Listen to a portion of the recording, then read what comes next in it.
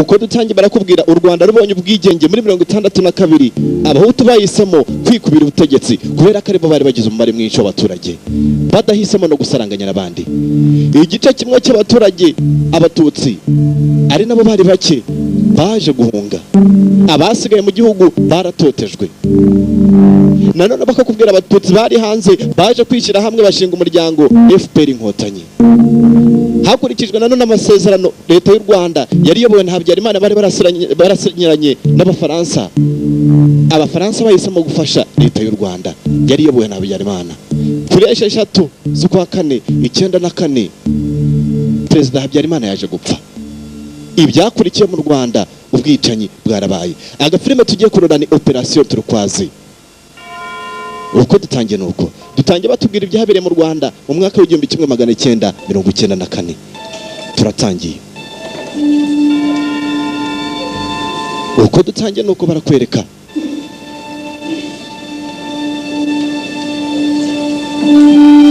filime turimo kurora ni Mission Turquoise. Iyi yari iy'abafaransa mu mwaka wa 1994 mu gihe cya Jenoside.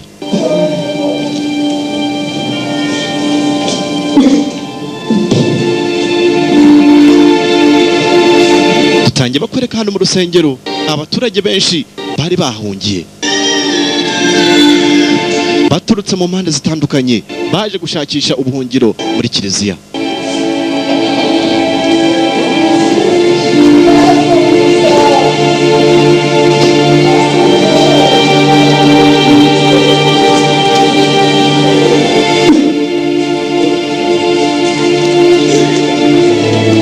Harimo abakecuru, abana, abasaza, abantu bose bari bahungiye mu rusengero.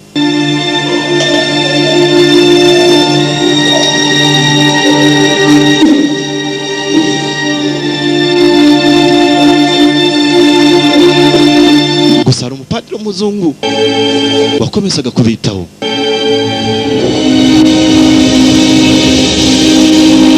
Ako kanya barakwereka bidatinze intera hamwe zasenye urusengero zitangira kwinjira zica abaturage. Abari bahungiye mu rusengero bose barishwe.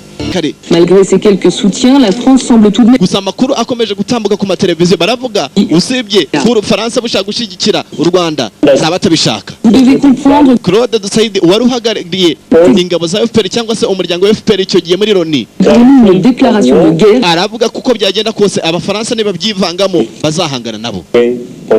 Uko byagenda kose. Des ministres. Urakomeje. Kagame leur chef. Wowe ntabwo urareba Kagame noneho. C'est une opération. Nakubwe ibi nibice ku mateleviziyo. Nicolas Sarkozy wari umuvugizi wa leta y'Ubufaransa icyo gihe we yavuga ko misiyo yari igiye gukorwa mu Rwanda yari misiyo y'ubutabazi. Nta mpamvu zo kurwana ahubwo ari uguhagarika ubwicanyi burimo gukorerwa mu Rwanda ngo niyo misiyo yari ibazanye. Ako kanya hari wahamagaye. En général, mais c'est tout à l'honneur de la France d'engager une opération humanitaire. Très bien, mon général. Ndabyumva cyane général. À tout de suite. Nona. Faut que j'y aille. Ngomba kugenda. Bisa nkaho nawe yari umusirikare yaramuhamagaye. Hari ibindi nk'ibi dukora gumba kora nk'iki. Sauter sur Kigali. Nko gufata Kigali. On est où cette interview d'Arafat? Buri muntu yari afite imitekerezo cyangwa se uko yumvaga iyi misiyo. Tugaruke hakuno. Abanyamakuru. Préparez-vous tous les deux, vous allez pouvoir partir. Franchement, je te comprends pas. C'est pas Combien de temps que je te répète qu'on doit y aller? Ibi mbikubwira kangahe ko tugomba kugenda. Dès le début du génocide, on était dans ton bureau. Kuva jenoside yatangira twari turi mu biro tumaze hano tugiye tukubwira tugende ariko baratwangiye. Mais tout le monde nous plaît parce que des centaines de milliers. Uyu yari umuyobozi w'ikinyamakuru kimwe mu Bufaransa. Abanyamakuru baramusaba ko bagomba kujya mu Rwanda. Tu vas pas changer d'avis. Attends, tombe pas, vous bougez. Umva yaza kuba ari kubera ko abirabura niyo mpamvu udashaka ko tujyayo. Hervé, attends. Hervé, buretse gato. Moi, c'est maintenant qu'il faut y aller. Tugomba kugenda nona. Si les avions français débarquent à Kigali, indege z'abafaransa nizigera i Kigali, le climat. N'ushinzwe kuyobora ingabo za Loni i Kigali hari igihe bahangana. Ibaza nawe iyo nkuru.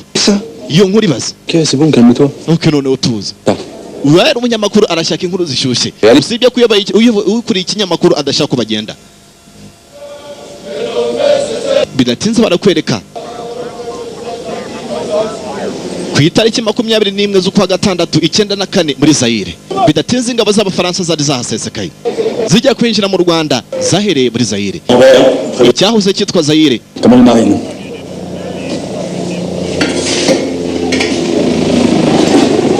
Vous avez des infos plus précises sur l'opération? Ese waba ufite inkuru zihagije kuri operation? Kada. Ese wowe? Non, pas ce qu'on a. Ese igiciro urakizi neza reka da. Et vous? Wowe?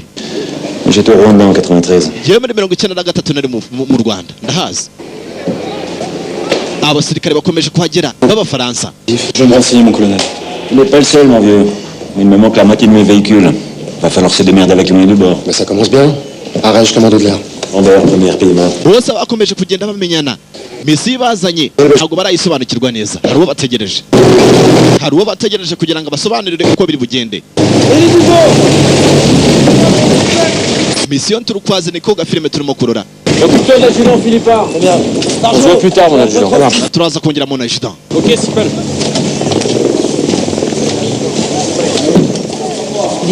Philippard, Bonjour, vous êtes bâtiment A. Avec le wowe muri chambre 1 niho ugiye gucumbika. guide de chargement, tu Barimo kugenda bagabagabana aho bazajya bacumbika cyangwa se aho bazajya barara. allez, on s'active.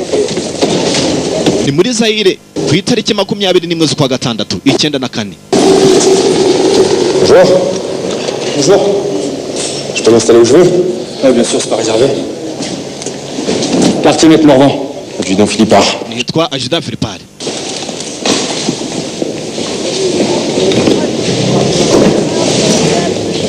Vous me posez une question, mon adjudant? Ese nakubaza ikibazo? Eh? Est-ce que les gendarmes viennent faire ici? Un collet de PV, qu'est-ce que tu crois? Non, mais sérieusement, qu'est-ce que vous faites là? Ako se n'icyo ukora no. Eh? Bose nakubwiye ntabwo baramenya icyabazanye. Bazi ko ari misi idasanzwe. Vous avez pris une doudoune en Afrique? À 2000 mètres d'altitude, les nuits sont franches. Yarabagize muri ibintu byo muri Afrika bizi neza. Bisa nkaho yarahazi. Ntabwo ari inshuro ya mbere. C'est quoi ton nom déjà? Harya ngo witwa nde? Eh? Cédric, ni mazina ye. Ouais, pourquoi? Quel genre de type? Yarabagize se C'est droit. koloneli cyangwa se utobeye ni sobukwe yaravuga ati yego. Yaramuzi. Yarakomeza acuranga. Tu peux éviter de faire du bruit, s'il te plaît? Shatse waceceka. C'est dormir maintenant? Usugiye kuryama. C'est ta première intervention? Ese ni ku nshuro ya mbere uje mu bintu bikorwa nk'ibi. Dors quand tu peux. Mu gihe ushoboye kuryama uraryama kubera ko igihe utabishoboye nturyama no guprofita niko yamusubije. Iyo ubonye akanya ko kuryama uriryamira. Icyabazanye ntabwo baragisobanukirwa neza. Ugomba kubasobanurira nawe yarari mu nzira.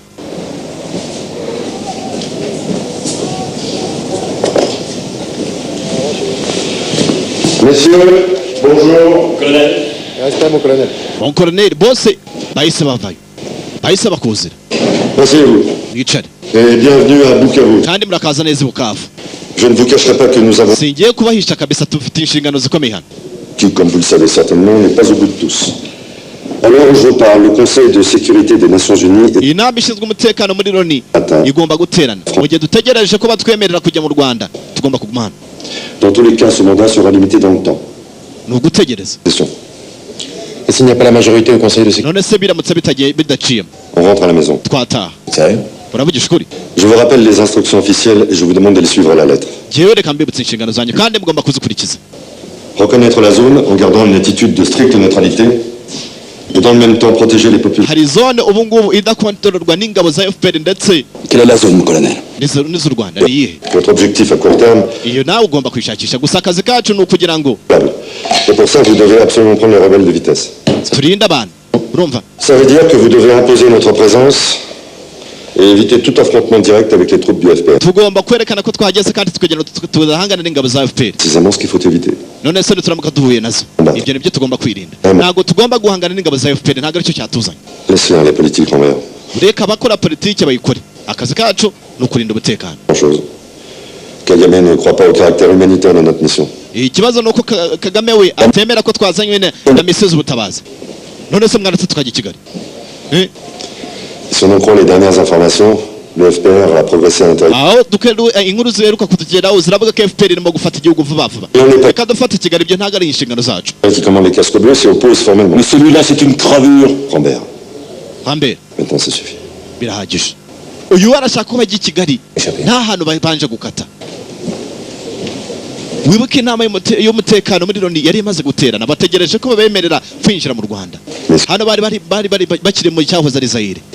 Ah oui, et une dernière chose. Ikindi kintu cya nyuma. On nous a demandé de cibler 2-3 opérations coup de poing à forte visibilité. Rambert, Tugomba kwirinda kugaragara cyane. et un sac Birumvikana Lambert. me semble à mon début. C'est tout pour aujourd'hui. Icyo nicyo cyabazanye. Français? Sasa barakwereka b'abanyamakuru bidatinze baje kubemerera baza mu Rwanda. Ah, vous parlez français? Ese uvuga igifaransa? Monsieur, dites-moi, qu'est-ce que vous pensez de l'arrivée des Français? Ngira ariko kuza kw'abafaransa babitekereza iki ni ikintu cyiza cyane. A priori, ils sont là dans un but humanitaire. Les Français ne nous ont jamais abandonnés. Abafaransa ntibigeze badutererana. Kuba abafaransa baje ni ikintu gikomeye ntibigeze babatererana. Aba ni abanyamakuru baje baherekeje ingabo z'abafaransa.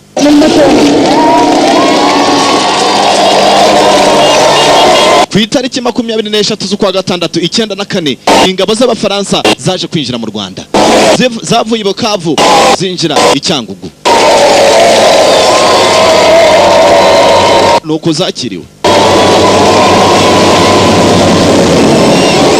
Misiyo yari bazanye ngo ni ubutabazi.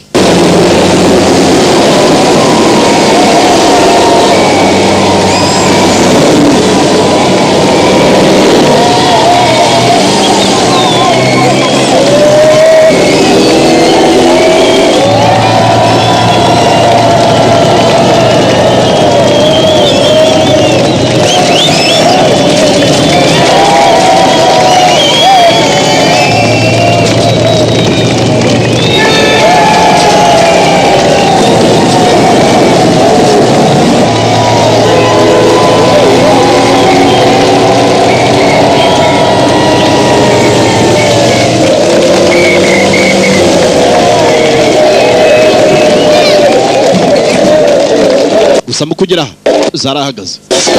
Bigenze gute? Konvoyi yarahagaze.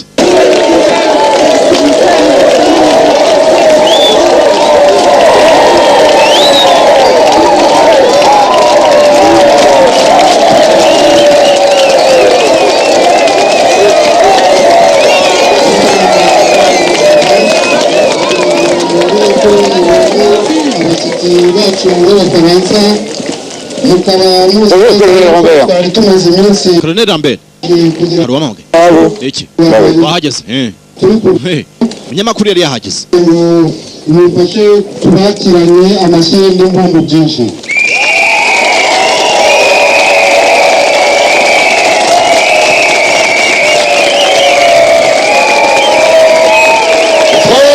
Ubufaransa Rwanda, bwaje mu Rwanda. c'est une opération humanitaire. Twazanye na misiyo y'ubutabazi. Accueille tous ces sourires. Gusa nkurikije ukuntu mwatwakiriye n'izo nseko byashimishije cyane. Mwakoze. Amashyi. Connerie. Vaudrait mieux éviter. Tugomba kubyinira bike. Ce genre d'exhibition. Ibi bintu byo gukomeza kwigaragaza. Urabona abantu turimo hano. Vous ne parlez pas comme ça, Rambert. Wivuga gutyo Lambert. Wivuga gutyo. Lambert waramuvuze ibintu byo gukomeza kwigaragaza. Juste une question. Mon colonel, comment interprétez-vous un accueil aussi choc? Ese ukuntu babyakiriye urabifata ute? Que la présence ne fait pas de cela. Wikumva ibyo avuga. Vous voulez en venir avec vos questions tournées. Quelle question? Jesse nshaka ibibazo byawe by'umwanda niki? Non. Vous savez très bien que le génocide a été planifié par... Wowe ari mu Rwanda muri 1993 turabizi ko genocide yapanzwe n'iki? Neza. Qu'est-ce qui salit l'honneur de l'armée française? Wowe si Jesse mvugana n'abantu basebya Faransa ingabo z'Ubufaransa. Du sang sur leur machette, c'est ça? Uzabyemezwa nuko imipanga yamaze kuzura amaraso. C'est un type sectaire et méprisable. Wowe nagushimishije pe. Vous avez compris maintenant? Wumvise? Connard comme Gosselin vont nous faire chier. Tout peut être mal interprété, tout. Ibintu byose birimo kwakirwa nabi gute? C'est rien, mais regardez autour de vous. Banza urebe abantu bakuzengurutse uko bameze. Regardez. Banza witegereza abantu baturi iruhande. Bois. Bose bafite imipanga. Ukeka ko iyo mipanga yatemaga ibiti? Aba nibo bantu urimo kuvugana nabo. Ce sont des Bose zari interahamwe. Tutsis. Se ni Abatutsi cyangwa n'Abahutu. Aba ni Abahutu. Bon, je vous ferai un petit topo quand on aura le temps. kanya. Bonjour monsieur. Mwaramutse. Je m'appelle Jean-Claude Mourindahabi. Nitwa Jean Claude Muriyenahabi. Secrétaire général de la préfecture de Cyangugu. Ndi umunyamabanga wa prefecture ya Cyangugu. Jean Claude Muriyenahabi. Quand vous me prenez en photo, je vois pas l'intérêt. Kubera icyo mfata amafoto ariko giye simbishaka. Ça, c'est vraiment intéressant. Yewe ndabona bishimishije ahubwo. Ni ishuri ya mbere kubona umukomando muto nkawe uri mu Rwanda ufite imyaka ingahe? 25. Vous êtes à l'hôtel Borivage. Prefera bategereje kuri Hotel Borivage. Je dois me rendre directement à l'aéroport de Kamembe. Turabanza guca kuri airport ya Kamembe ndagira ngo hanyereke. Nawe yarahamweretse murabanza guca hano hanyuma muze gukomeza. Aeroport cyangwa se ikibuga cy'indege kiri imbere. Imbere yo kubana na prefet kuri Hotel Borivage babanje guca ku kibuga cy'indege i Kamembe cyangwa ugu niho turi. Izi ni ingabo z'Abafaransa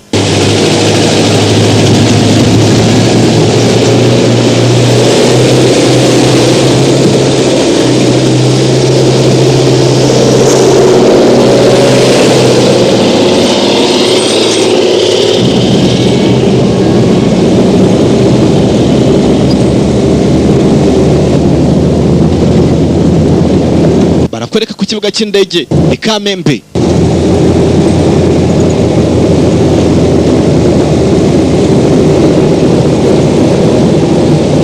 Ingabo za Afari nizo zaharindaga.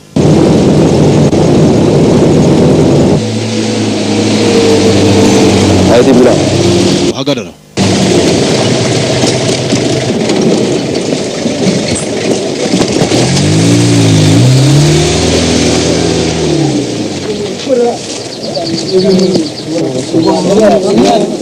Faut savoir où est le chef de détachement. Chef wa Nyari Elle est là. arimo hari imbere.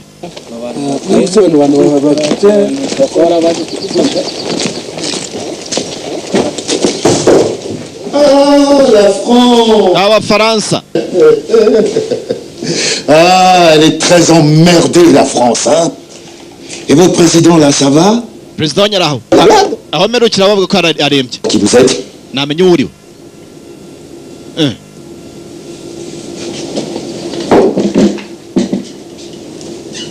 Capitaine Théodore Ruboneka, Kapiteni Theodore Ruboneka. présidentiel. Vous feriez mieux d'arrêter de boire, mon vieux. Yari umujepe.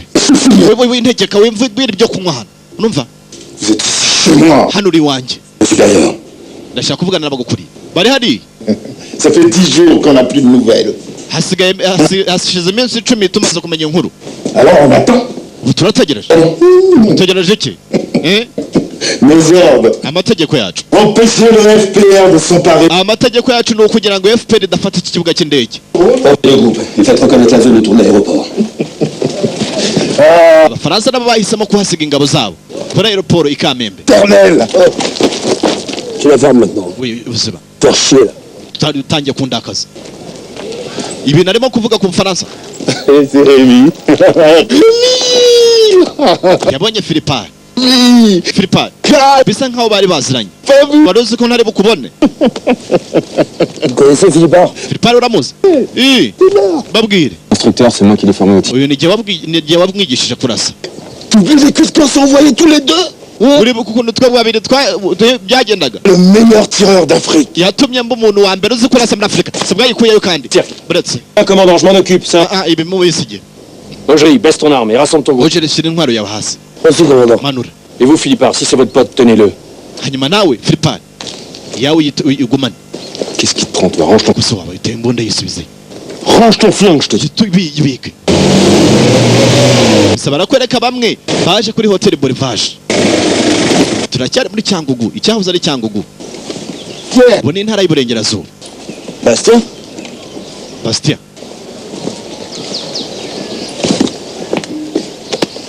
Tu vois la générale? Général de brigade. Nabaye général de brigade. Usibye ko ibintu byakomeye. Je te présente le général Cabera, capitaine. Uyu ni général Kabera. Mon général, on a combattu ensemble en 93 des troupes du FPR. Uyu twararwanye. Réussi à les faire reculer. 1993 duhangana n'ingabo za FPR. Qu'est-ce que tu fais ici? Gusa urakora iki? Je peux te parler? Ese twavugana? Je vais dire au préfet que j'arrive tout de suite. Genda ubwire préfet ko nje mu kanya.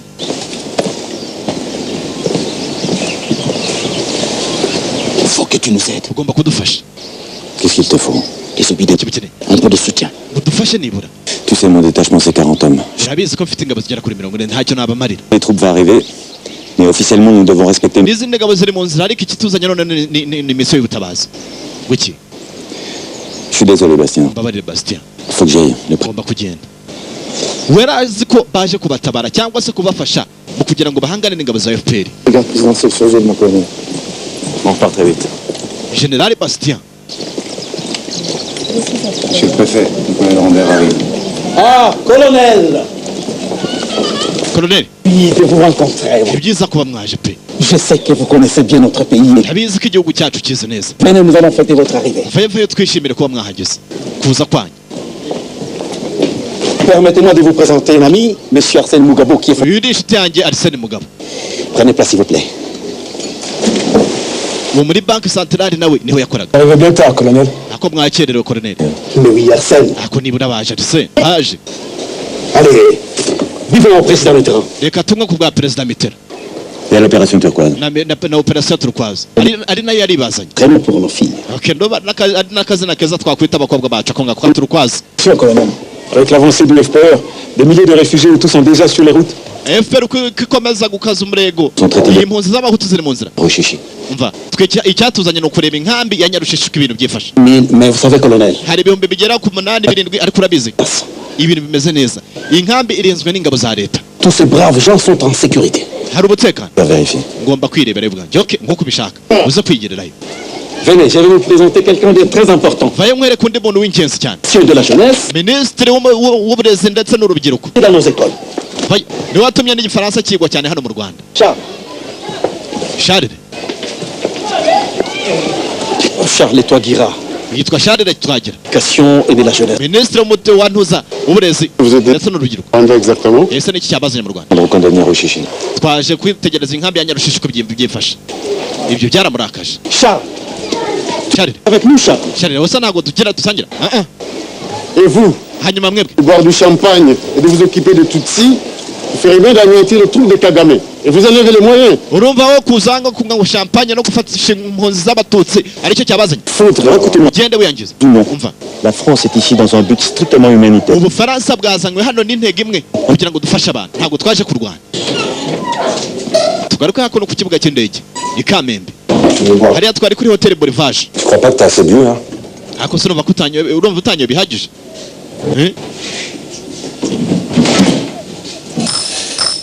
Uyu ni Kapitene Theodore Ruboneka.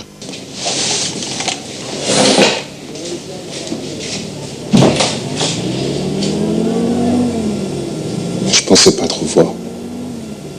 Singitekereza cyane. Tu peux faire quelque chose pour Thérèse? Ese nta gakuru ka Tereza.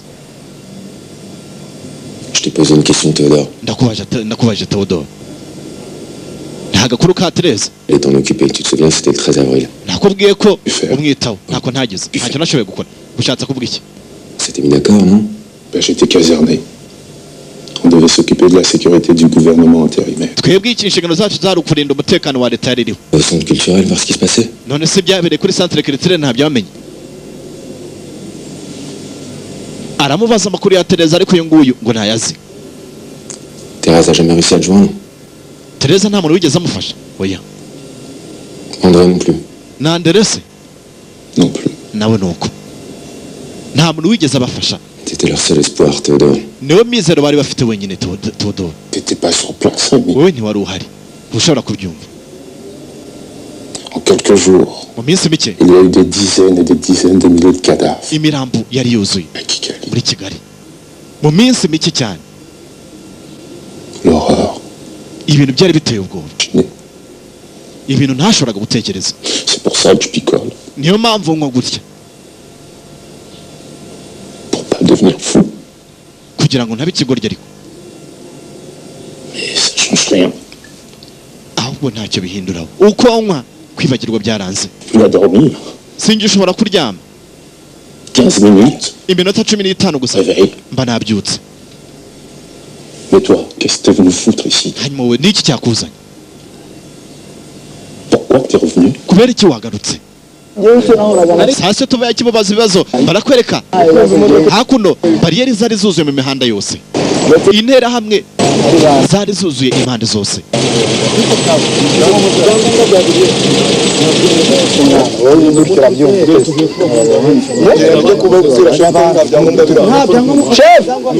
abantu banze gusohoka kandi nta byangombwa bafite. Wiki banze gusohoka. Mu basore mu modoka bose mubazana no vuba.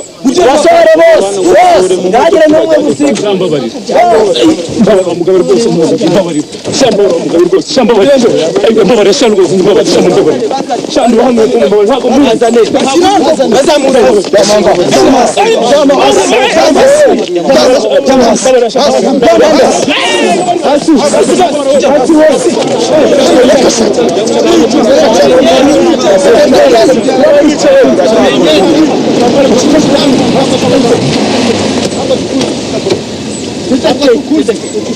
Ujye vava mu ishuri nabona guca kubibona aga.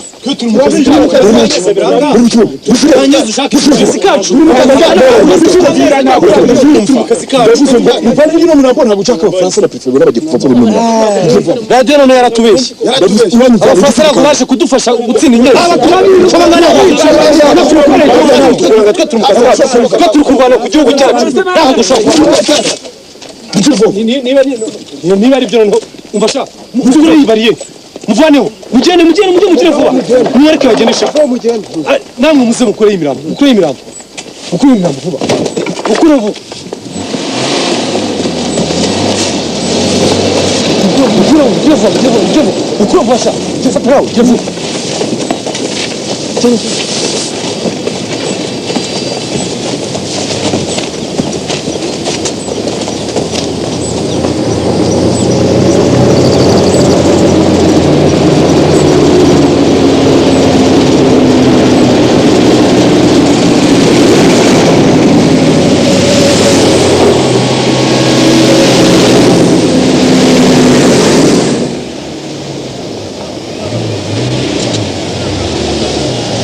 bidatinze barakwereka abafaransa bageze mu nkambi ya Nyarushishi.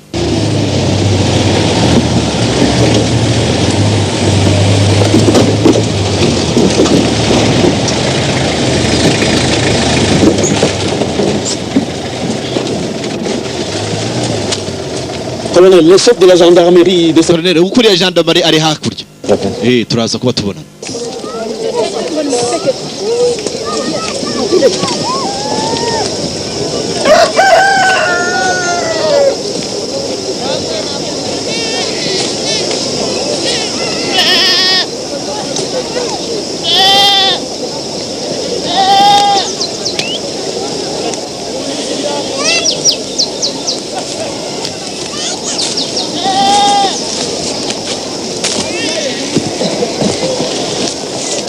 Bonjour.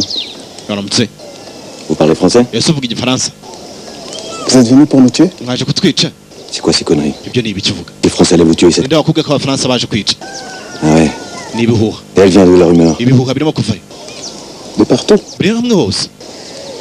Oui, Colonel. Ils sont où les journaleux? Abanyamakuru bari. Ngabari. Très bien, mon colonel.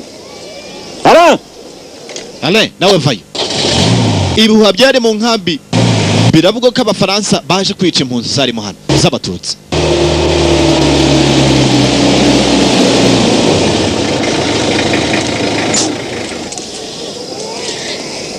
Uyihamagaye abanyamakuru bigira hafi arangije akandagira mu ijipe yabo.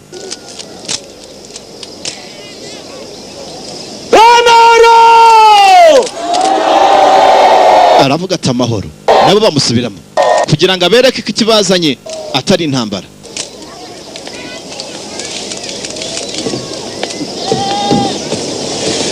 Vous parlez Kinyarwanda? Uvuga ikinyarwanda buryo bwose zikari byiza. Je vous présente le capitaine Émilie Barézy. Uyu ni kapitene Barezi. Moi et mes hommes. Njyewe n'ingabo zanjye twiteguye kubafasha mu buryo bwose bushoboka. Okay, turaza kongera. Je dois faire le point avec les responsables de la Croix-Rouge. Nagira ngo mvugane n'ushinzwe Croix Rouge hano. Ibyo akubwira ariko utabyemera. Utabyumva ni ibinyoma gusa byambaye ubusa ibyo akubwira utabyumva. Ça va aller, monsieur le préfet. Okay, monsieur le préfet, ubugumye aho ngaho. Ndaje.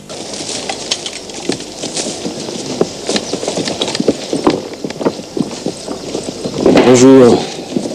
Wari ukuriye Croix Rouge yari hano. 4. Laurent Verdier, délégué régional de la Croix-Rouge, Rose Mutikiri. Uyu ni Rose Rutikiri turakorana. Chose, je te laisse du café dans le thermos. Icyo kunywa sa. Bon, vous en êtes où? La situation est préoccupante. Il y a des dizaines de morts tous les jours et des... ibintu birakomeye hano abantu barapfa buri munsi ibyorezo ni byose dukeneye ubufasha bidatinze. Et moi, je voudrais savoir comment se comportent les gendarmes qui gardent. Genda ndagira ngo menye ko ingabo za hano zitwara nabi. Ils nous protègent pour faire semblant, mais en réalité... Ukuturinda ni ibyo bari barimo kwirengagiza ariko mu by'ukuri Qu'est-ce que vous croyez, colonel? barimo kwica abantu. Les phares n'ont pas exterminé tous ces Tutsis. Si vous étiez arrivé quelques jours plus tard, il n'en resterait plus un seul. Muramutse mutenze indi minsi mwasanga nta nusigaye. Ushishi est un piège pour ces... Inkambi ya Nyarushishi ni nk'umutego ni ukugira ngo abantu baza bayihungiramo bagwe kuri za bariyeri ziri mu nzira. J'ai pas vu un seul barrage. Oui, ben vous ne verrez pas. Yakoze ko nta bariyeri nabonye mu nzira. Ntashobora kuboneraga wowe. Concrètement, qu'est-ce qu'on peut faire pour vous? Akoze ubundi n'iki twamariwe. C'est pendant le génocide qu'il fallait intervenir. Mais les soldats des... Jenoside abantu barimo gupfa nibwo mwebwe. L'impuissance. Oui, la faute à qui? Amakosa n'ayandi. Général canadien. Avec des coups... uriya mujenerali w'umunyakanada wasamaze iki? Il a passé sa vie au téléphone à quémander la... ubuzima bw'ubwo abari kuri telefone ahamagara. Yewe ndi nkawe kubivuga we biroroshye. Là, pendant ce même mois d'avril à Kigali, j'ai vu Kouchner désespéré, téléphoner à tout le monde. Yewe nabonye Kouchner na byamushobeye. Paris? I Kigali nari ndiyo. Iki mwabamari? Un ministre du gouvernement génocidaire. Jean Bosco Barriaguiza, un des fondateurs de la RTLM. Jean Bosco Barriaguiza abashinze telenuza. Tué la mort. Radio RTLM ndetse. Ariko se. Simple. Abo bose murabafasha. Ndabesha. Abafaransa murabafasha. France qui était informée depuis longtemps. Ibi mwari mubizi ko abantu barimo kwicwa ariko nta kintu mwashoboye kubamarira. Une mission humanitaire et nous l'accomplirons. Twebwe cyatuzanye n'imisiyo y'ubutabazi ntabwo twaje kurwana hano. Ne ressusciteront pas les centaines de milliers de morts dont vous êtes en partie responsable. Abantu nibakomeza gupfa ibyo ndi akazi kanyu. Tu sais ça? Urabizi we udakomeza kumena umutwe. On y va. Tugende.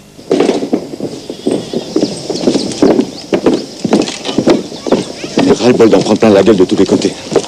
Abajandarume bari barenze inkambi ngo nta kindi bakoraga usibye gufata abakobwa ku ngufu ndetse n'abagore. Abantu barimo kwicwa mu nkambi. Guillaume. Colonel. Guillaume. Nous allons prendre en charge la sécurité du camp. Wowe ngushinzwe umutekano w'inkambi. Il y a un journaliste qui souhaite vous interviewer. Abanyamakuru ariko hariya barimo kubaza ibibazo byinshi. Barimo kubaza prefe. Tom Collard qui vous attend. Hari n'undi gutegereje hariya. Jean Gosselin, pendant l'interview. Hanyuma suriya umwihoreye.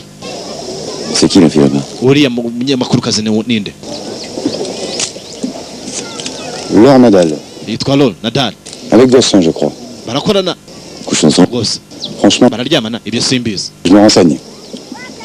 On verra plus tard. Urashaka ko mbikurikirana buretse gato.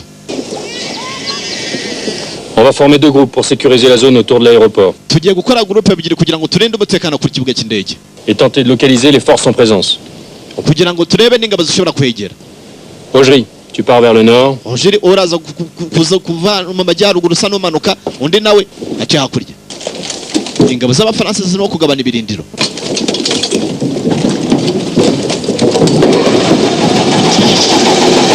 Commandant, on a un problème de véhicule. Commandant, imodoka igize ikibazo. Okay, muradusanga imbere. Imodoka yawe igize ikibazo. Byabaye ngombwa ko bamwe basigara inyuma.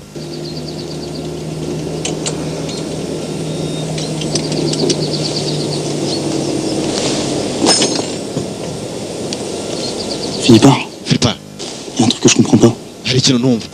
Iki? C'est qui l'ennemi? Umwanzi ni nde? FPR se? Tu te prends trop la tête, toi. Wowe kuri bikureba. Non, t'obéis. Urumva? Ibyo bakubwira ubyumva. C'est pas compliqué.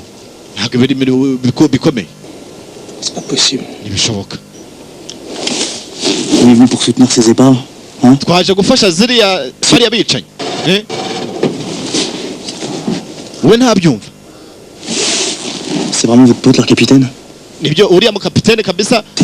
Urabona atari umwicanyi we. T'as aucune idée de ce qu'il a vécu, toi, alors tu la fermes. Wowe ufunga umunwa. Uriya mugabo ntabwo umuzi. Ntabwo umuzi Théodore. Théodore ndamuzi yewe. Ah bon? Alors expliquez-moi là. Sobanurira none. Parce que moi je veux qu'un mec bourré sur le terrain là. Ngiye byanshoye. Lâchez maintenant, ouais. Ako se wamvuyeho. Mva. Rien à expliquer, un petit merdeux comme toi. Ngiye nta n'icyo ngomba gusobanura umutsiko nkawe. Wibuke Philippine we mu Rwanda yari ahari 93 batoza ingabo za X5. Nibwo yaje no guhura na Théodore Ruboneka.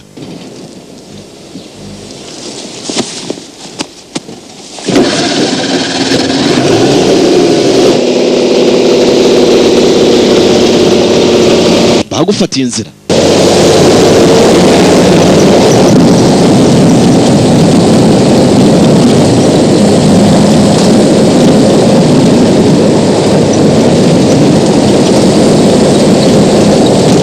uko bagenda barakwereka hakurya mu biti hari umuntu birukankanaga, hari umudamu birukankanaga kandi urimo kumwirukankana afite umupanga. Murabizi muhagarare.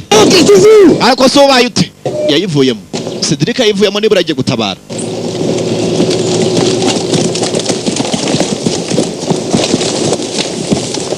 Usara umukugera ku mudamu we yari hasi.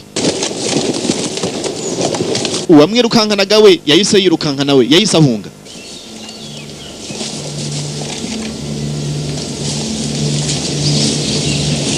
Cedric na mugenzi we barakurikiye.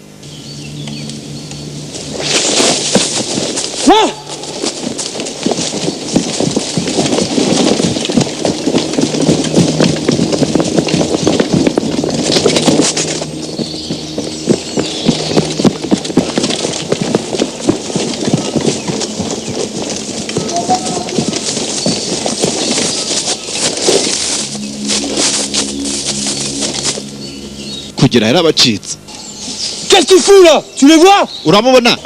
On retourne au camion. Dépêche-toi. Allez! Vayos. Bahisemo gusubira ku ikamyo basanga abandi. Hey merde! Intera hamwe yarabacitse. Il est où Morvan? Il arrive. Il est derrière. Ari inyuma araje. Et vous les avez chopés? Ben non. Yaducitse.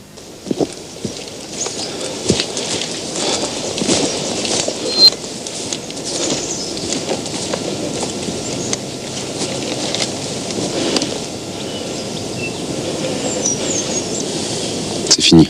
Byarangiye. T'es sûr? Uravugisha ukuri? Ouais. Yapfuye. Elle était quoi? Yari umuki, umuhutu umututsi. Regarde sur sa carte d'identité. Reba indangamuntu ye. Pourquoi c'est marqué dessus?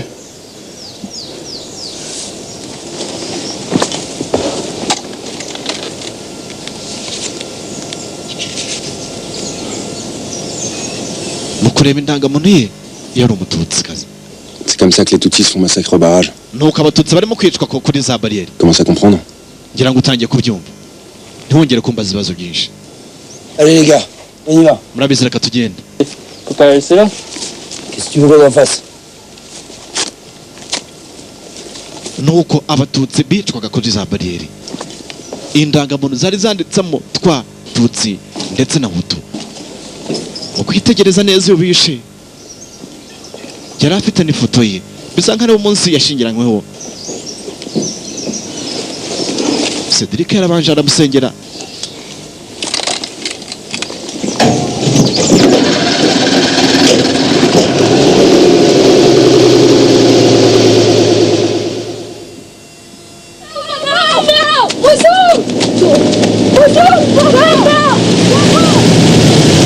Barakwerekana none ku itariki 24 z'ukwa gatandatu 1994 turacyari mu Rwanda. Ingabo z'Abafaransa zo zakomezaga kwigira imbere. Muri ya zone yabo bari barise turukwaze. Bagomba kuzajya bacunga.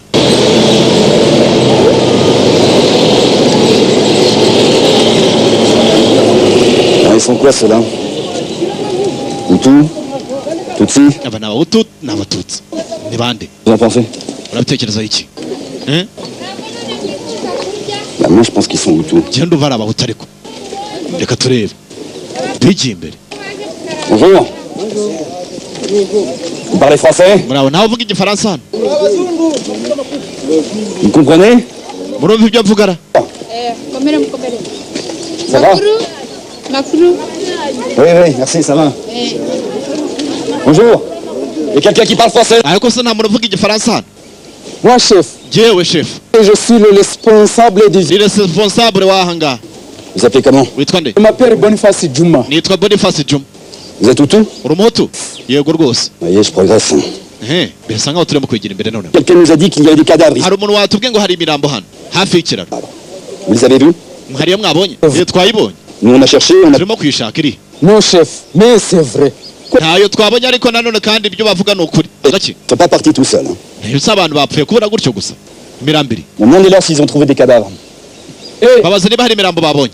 Chef arimo arababaza ngo ese ngo mwaba mwabonye izo ntumbi eshatu ngo ku mugezi heyara?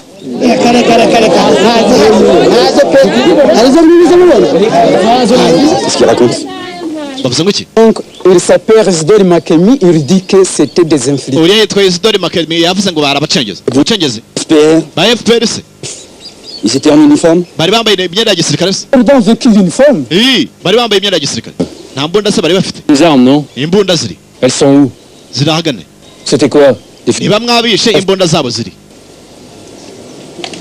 Demandez-leur s'ils ont pas vu des armes. babaza niba hari intwaro babonye Chef yongeye kubaza ngo ese ngo hari ubwo mwaramuzi Kalashnikov cyangwa ngo hari aho mwazibonye ndetse size bari abacengezi bakoresha ariko sinabasobanura donc il faut nous aider parce que des infiltrés les bernes baravuze ngo ahubwo mugomba kudufasha kubera ko abacengezi abo bicanyi baraza bakadutera nijoro On est là pour ça. iyi niyo mpamvu turi hano nta muntu ugomba kongera kwicwa hano oui chef ok chef Maman, excusez-moi. ako kanya Filipari yarakuze ndagira ngo uze urebe ikintu cy'umwana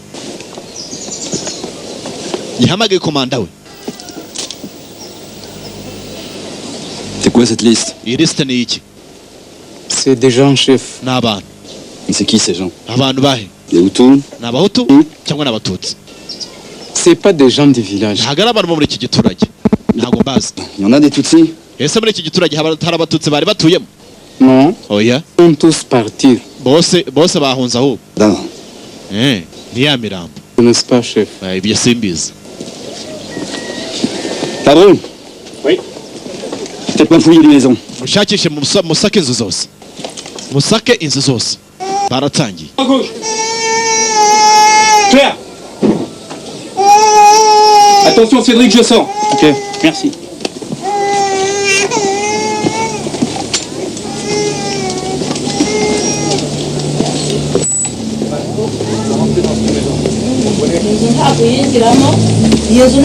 Stéphane. Est-ce que la baraque là-bas est faite? Non, pas encore. On s'en occupe. bazengurutse igiturage cyose barimo gushakisha iyo mirambo bababwiye irahaganaye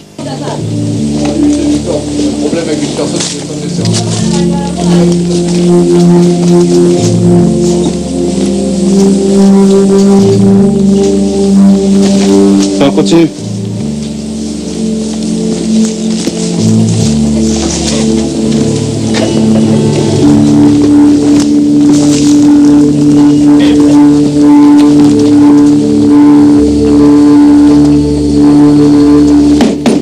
Est-ce qu'il y a quelqu'un?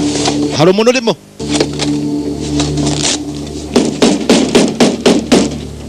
Est-ce qu'il y a quelqu'un? hari urimo Tu vas.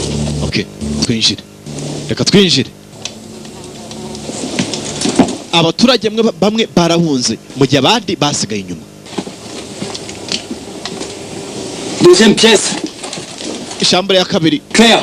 ntawe urimo nta kirimo gusa kugera ku gikuta kimwe bisa nkaho cyari cyuzuye amaraso David. David Le fond arrive. injira urebe Regarde. reba J'y vais. C'est vieux ça. arashaje ariko amaraso Joue. bisa nkaho atari ay'uwo munsi bahingutse inyuma Claire. nta kintu kiriyo naho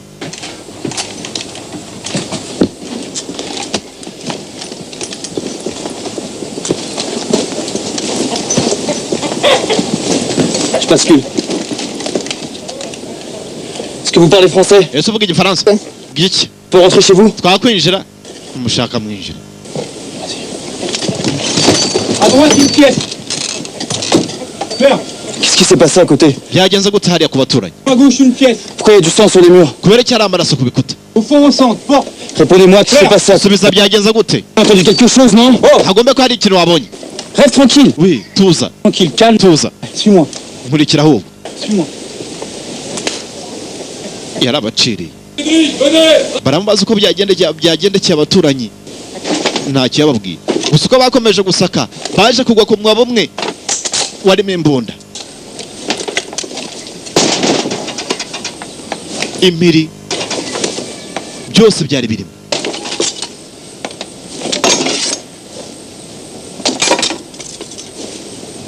imipanga, ibikoresho by'ubwicanyi byose.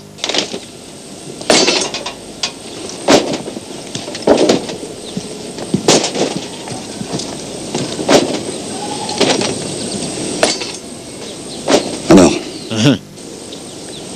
c'est pour nous défendre. Ni ukugira ngo twirinde. Si on ne tue pas, c'est eux qui nous tuent.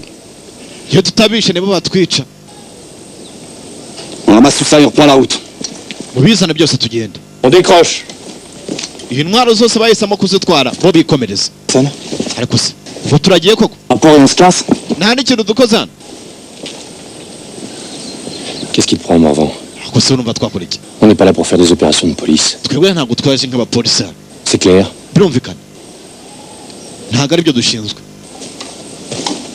Morvan, tu la ramènes un peu trop, ok? Allez. On raccroche.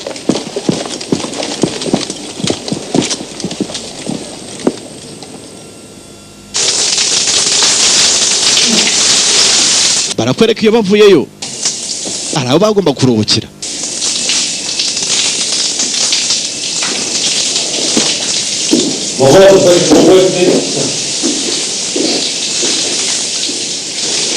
Ça va? Biragenda? Ouais, ça va. Biragenda. T'es sûr? Uravugisha ukuri? Ouais. Biragenda. Gusa mu kugira imbere kandi yaragarutse. Commandant. Pourquoi est-ce qu'on ne peut laisser vos ailleurs au lieu d'avancer? Je croyais qu'on était là pour arrêter les massacres. Ndumva ko dukomeje twahagarika ubwicanyi. Et d'occupation. Twebwe ntabwo twaje gufata igihugu, urumva? Ils foutent à Paris, ils sont au courant de ce qui se passe. C'est pas ko se birimo kuba ntubizi ntubibona. T'es sûr de comprendre ce que tu vois? Ese birimo kuba urabyumva wowe? Civils qui se font massacrer. Icyo mbona nuko abasivili barimo kwicwa. C'est ça. Birarenze ahubwo. Ibintu birimo urujijo niko yamusubije komanda we. We genda uruhuke. Byarabaje twereke tudakomeza tukajya guhagarika ubwicanyi burimo kubera imbere. Bukeye barakwereka. Skitarama Boutaré. On a même essuyé quelques tirs sporadiques, mais ça ressemblait plus à des tirs d'intimidation. Très bien. C'est la zone sud qu'il va falloir sécuriser. Iki ni igice cy'amajyepfo. L'aéroport de Kamembe praticable? Ese ikibuga cy'Inkamembe kirakora neza? On poserait leur avion n'importe où. Kirakora. Indege zahagera. Il y a pour l'instant environ 8000 réfugiés Tutsis et dans une semaine, il y en a... Beravuga ko iyo mu nkambi y'Abanyarushisha ari impunzi zigera ku 8,000 ariko bidatinze zishobora kwikuba kabiri. Kubera ko buri munsi ziriyongera. Essayez de les fixer sur place. Hein? Faut les mettre en confiance. Mwebwe icyo mugomba gukora ni uguhumuriza abari abaturage ukabekeka ko tuhari. Tiens, protégé. Par les Tukabarinda. Lucas, faut pas les prendre pour des abrutis. Il y a 2500 soldats français qui suivent. Ako se urumva ingabo dufite zihagije. Yarabwiye ati ingabo zindi ziri mu nzira. On commence à trouver tout, des civils, des déserteurs, des fonctionnaires, il y a même des ministres. Abantu bose barimo guhungara mu nzira, abaminisitiri, abasivili bose. Mais je le connais bien. C'est une araignée qui tisse sa toile. Ce qu'il veut, c'est la victoire totale. Kagame jewe ndamuzi neza. Icyo ashaka ni ugufata igihugu. Le BLE vient de débarquer de Djibouti. Ako kanya ubutumwa bahageze. Le CM ne devrait pas tarder. Très bien. Et l'appui aérien? Ils sont déjà là. 4 Jaguars et 8000 Lambert warashaka ko batera i Kigali. Sangani. C'est parfait, faisons intervenir l'aviation. C'est la seule... Ako se mwakoresheje indege nibwo buryo bwonyine dushobora kubihagarika. Quand les avions resteront au sol. Iby'indege utabivangamo. Urumva? Iby'indege utabivangamo. Ça, tout à fait. Je dois vous présenter le lieutenant-colonel Durieux, en charge des relations. Lieutenant Colonel Durieux ni ugomba kubasobanurira ibyerekeranye n'itangazamakuru. Ibyo mukeneye byose. Nuko mugomba kwitwara. Vous savez, les journalistes seront omniprésents tout au long des 8 semaines de notre mission. Murabizi ko abanyamakuru bazaba hari mu gihe cy'ibyumweru 8 tuzabatorera muri mission. Il faut seulement poser ces mots car chaque mot compte et peut... Tugomba kwirinda amagambo amwe ashobora gutuma Lieutenant ibintu bikomera. si je puis me permettre. Wowe Lambert kwanza hari ibyo wavuze. On peut déraper. Tugomba guhera kuri wowe. Quoi, qu'est-ce que j'ai encore dit comme connerie? Icyo sinavuze kibi. Ce matin, et je pense que je ne suis pas le seul, les services de renseignement du FPR sont aussi... Ugomba kumenya ko FPR nayo ifite bamaneko. Ibyo uvuga byose barabyumva. 93. Il faut s'adapter à la nouvelle. Ntago turi muri 93. d'employer le mot rebelle ou pire. Ureke gukoresha ijambo abacengeze cyangwa se inyeshyamba. Pour envenimer les négociations en cours est malvenu. Ushobora gutuma imishyikirano irimo kuba ibintu bikomera ahubwo. Il n'y a rien à dire sur Gosselin. Ce journaliste est vendu aux Américains au FPR. Uriya munyamakuru agomba gukorera abanyamerika cyangwa se akorera FPR. Uriya nawe ni maneko. Ntabwo nshaka kubyumva. On a eu affaire à lui en 93, non? Wibuke ko twigeze guhangana na 93. En charge. Ça vaudra mieux. Binsigireho. Objection à l'âge? Hari ikindi kibazo mufite wowe? Ntacyo.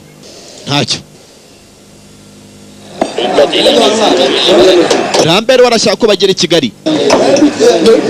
Barakwereka kuri 26 z'ukwa gatandatu 94 mu cyahoze ari Zaire. Barambuka kabakaza mu Rwanda barangiza bagasubira muri mu cyahoze ari Zaire. Jean-Pierre, j'ai la bouffe là, vas-y viens. Ariyo RDC y'ubu ngubu. République Iharanira Demokarasi ya Congo. À table les filles. T'es revenu chez le Toulouse? Ouais, ma fille est d'Imodio. Non, j'ai une bouchée. Quoi? Ah, c'est pour Jean-Pierre. Allez me demander aussi là. Je veux savoir ce que vous cherchez, un adjudant? Akose n'ikiri mu gushaka mona jida. Village. Mu gushakisha igiturage kimwe. Elle est pote là-bas? Hari umuntu ufite yose. Hein? Laisse, le GIGN nous aime bien les sucres à maison. Vous me parlez, Marmont? J'ai pas entendu. Uvuze ngo iki ko ntumbize? Ntacyo mvuze. Répète, rassemblement sous le préau. Augerie, ça y est, Mitterrand et Balladur se sont mis d'accord, on s'installe au Rwanda. Avec qui on batwemereye kujya mu Rwanda noneho ntacyo twikanga. Twitegure. embarque les 5 missions, départ dans 1 heure. Mu isaha imwe turagenda. Bon les gars, 5 minutes pour finir la bouffe, on y va. Ni ukuvuga ko leta nako Loni imaze kubemerera kujya mu Rwanda. Bavuye muri Zaire bambuka none wabifite uburenganzira.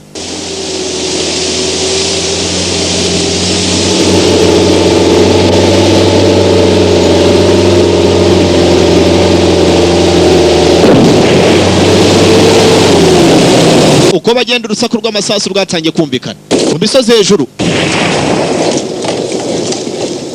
Ça va? Oui. On y va à pied. Reçu. Nukuzamuka n'amaguru. Notre mission est de renseigner sur la zone des combats qui se trouve derrière cette colline. Mission yacu nubu nukureba abari inyuma y'iyo misozi tukaraba barimo kurasa. Observation. Mission yacu nukureba gusa. Nta kwivanga mu ntambara. Sur zone. Augerie, dès que prêt en avant. Augerie, uri imbere. Avant, en binôme de... Uyu nawe yatangiye gukomanda bagomba kumukurikira cyangwa se abagomba kumujya imbere. La route. Reçu. Philippe ari wowe urajya mu nzira urakontorera mu nzira. Nawe yarakomeje. Hari urusaku rw'amasasu bumvise ruri hejuru mu misozi bahisemo kujya kureba.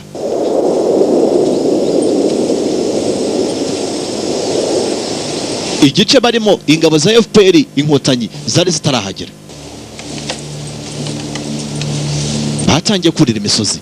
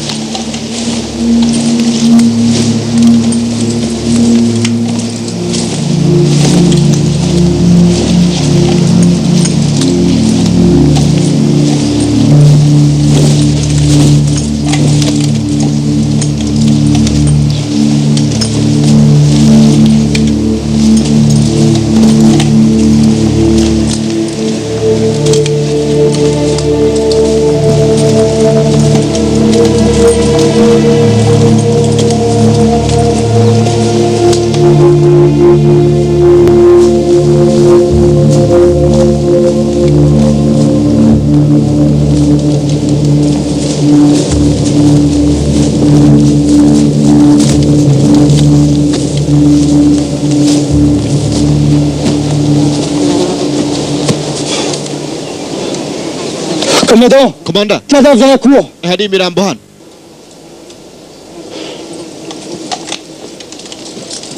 Ku nshuro ya mbere bahuye n'imirambo.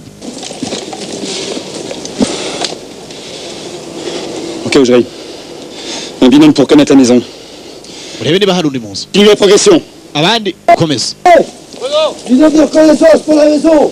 Continuez la progression.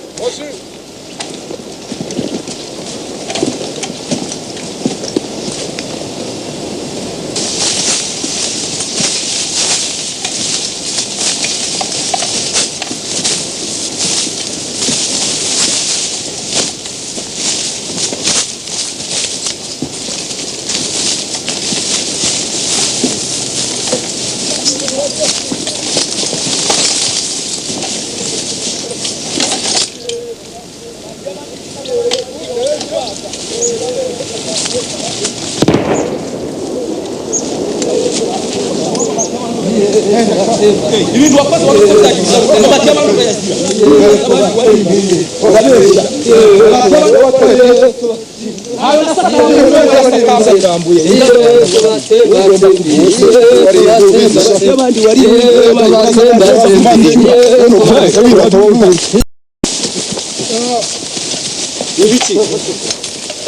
C'est qui ça? Ni bande? On sait rien. Ni bande?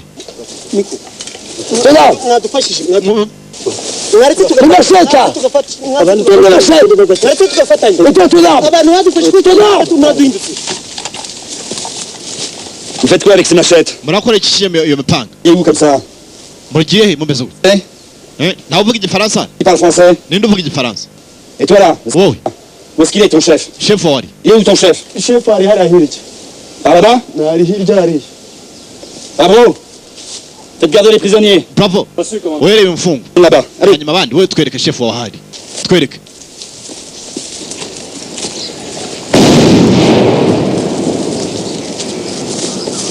Ibisasu byo bikomeje guturika.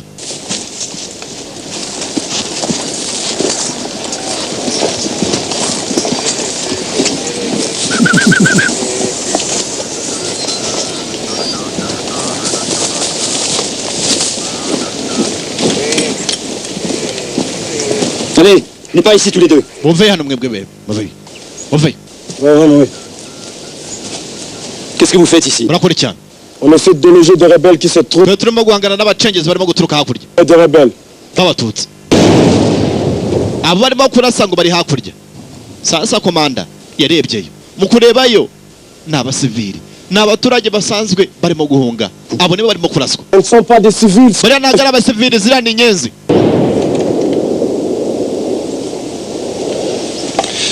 Allez, dégage. Muve hano. Les Français étaient nos alliés. Akose ko nagize ngo ni Abafaransa ni inshuti zacu. Dégage. Va hano. Mwabahemu, mwabagome. Vite. Organisez un nouveau point de récupération et faites raccrocher le groupe. Mwegeranye ingabo dukora iki? Laissez-les partir. Bareke bagenda abo ngabo kwanza. Nta n'icyo babatwaye. Barabihore baragenda.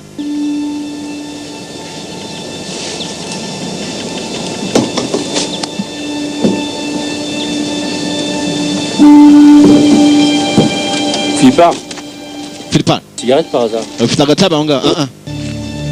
Ntabwo mfite.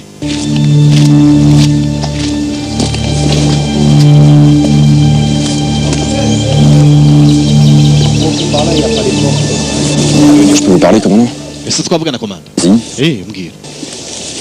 C'est un peu compliqué. Ndabizi ko ari ibintu bikubishe gukomera. J'étais à Kigali en 92, j'ai fait la connaissance d'une jeune femme. Jewe nari i Kigali, hari umwana w'umukobwa twashoboye kumenyana ndetse na musaza we. Et alors? On a une relation. Ça ne me regarde pas. Non, je sais. Je voudrais savoir ce qu'elle est devenue. Ndagira ngo umushakishe. C'est à moi de vous demander ça? Ni jewe bisaba si ibyo ngibyo. Le kilomètre du village où elle est née. Ahantu tugiye guca ni hafi yaho ngaho. Elle était dans ce Mu giturage kimwe niho akomoka. Ndagira ngo ndebe niba yarashoboye kurokoka.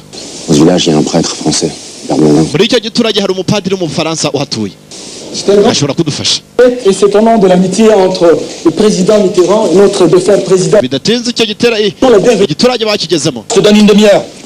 Merci, commandant. Uhaye igice cy'isaha. Okay. Quelques heures avec nous, je vais organiser un petit spectacle avec les danseurs. Urabizi dushobora kubategurira ibirori muramutse mugumye hano akanya gato. Vous savez, je connais très bien Paris. Urabizi Paris ndahazi cyane. Je pourrais vous parler du musée du Louvre pendant des heures. Inzu ndangamuco y'Uruvure. Et vous savez, ici au Rwanda, plus qu'ailleurs, Urabizi hano mu Rwanda abantu benshi babona urusengero nk'ahantu hari ubuhungiro. ils étaient persuadés que les miliciens n'oseraient pas. Bari bazi ko abicanyi interahamwe zitazabasanga mu rusengero. Mais cette fois, ils sont entrés. Gusa kuri inshuro barinjiye. Ces familles ont été massacrées. Abantu bose bari bahungiye mu rusengero barishwe.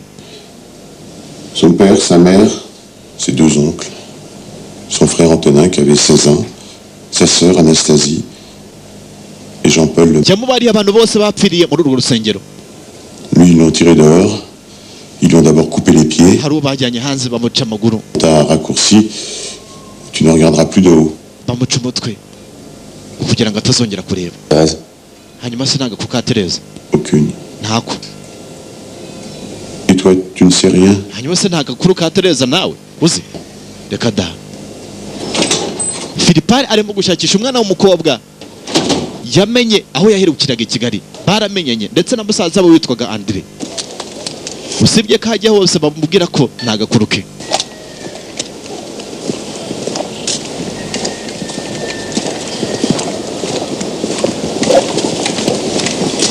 abaturage bose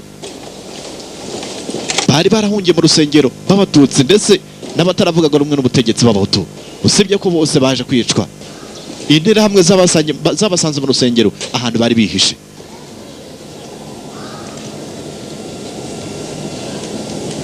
Yaje kwitegereza urwo rusengero abantu bapfiriyemo.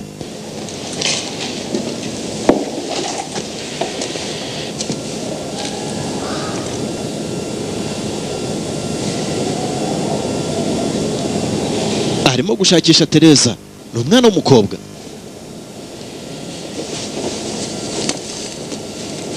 Yakoze mu mufuka akurayo urwandiko.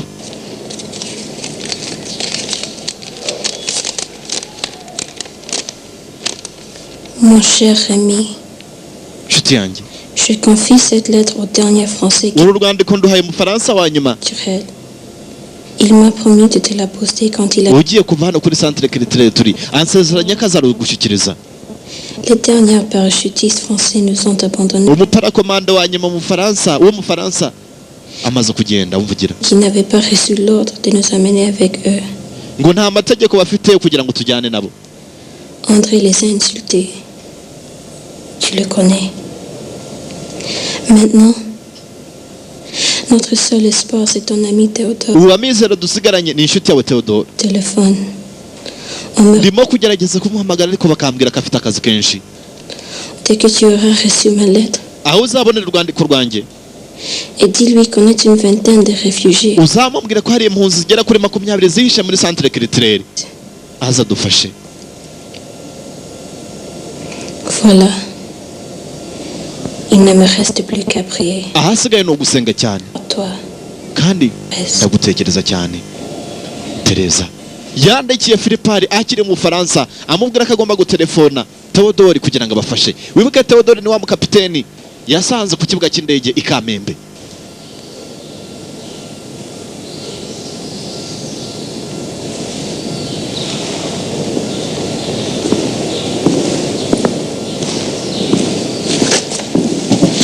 Le père Blondin voudrait vous parler. Très bien. Cyangwa ati padiri aragira ngo muvugane. Voilà, c'est là qu'ils les ont jetés. Hano niho babatabye. 300 personnes. Abantu bagera muri 300. Le bourgmestre qui vous a accueilli tout à l'heure. Ni bande babishe. Burugumestre wabakiriye mu kanya gato nawe ni wategekaga abantu ngo bice. Ils sont partis après le massacre. Bafatanyije n'abajandarume usibye ko bahise bahunga bamaze kwica. Là où il y avait la garde présidentielle. Et les autres? Hanyuma abandi. Voilà. Abandi bari muri abangaba. Vous voyez celui qui a une petite casquette marron. Urabona yambaye akagofero uri hagati. C'est lui. Uri. Qui a coupé les pieds de Jean-Paul. Niwe watemye amaguru ya Jean Paul amuca igihanga. Amugaburira imbwa. Il lui a coupé la tête. Yamuciye umutwe. C'est au chien. Abicanyi baracyahari. Ils viennent se confesser. Asa baje kwihana nibura. Mais il ne parle jamais de ça. Ntago bajya bivuga ariko. Ils n'ont rien à se reprocher. Le bourgmestre leur a tellement répété que tuer des Tutsis, c'était une... Burugumestre yababwira ko kwica abatutsi ari ikintu cyiza cyane.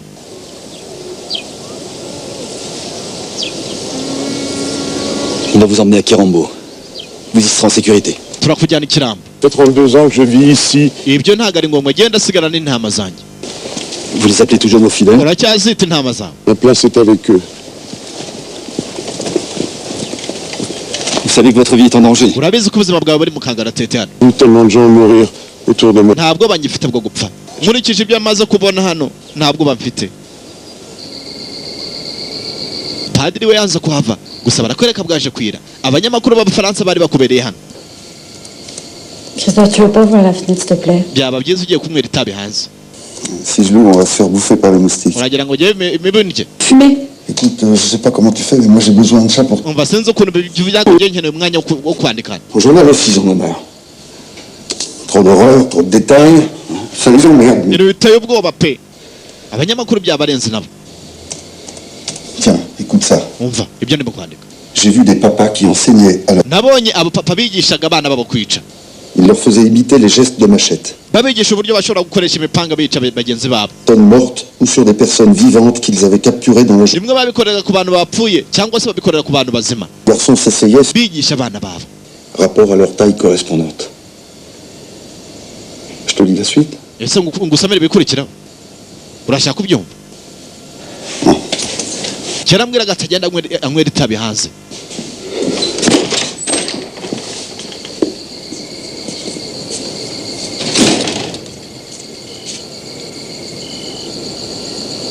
yarasohotse gufatira inzira ashaka handi anywera itabi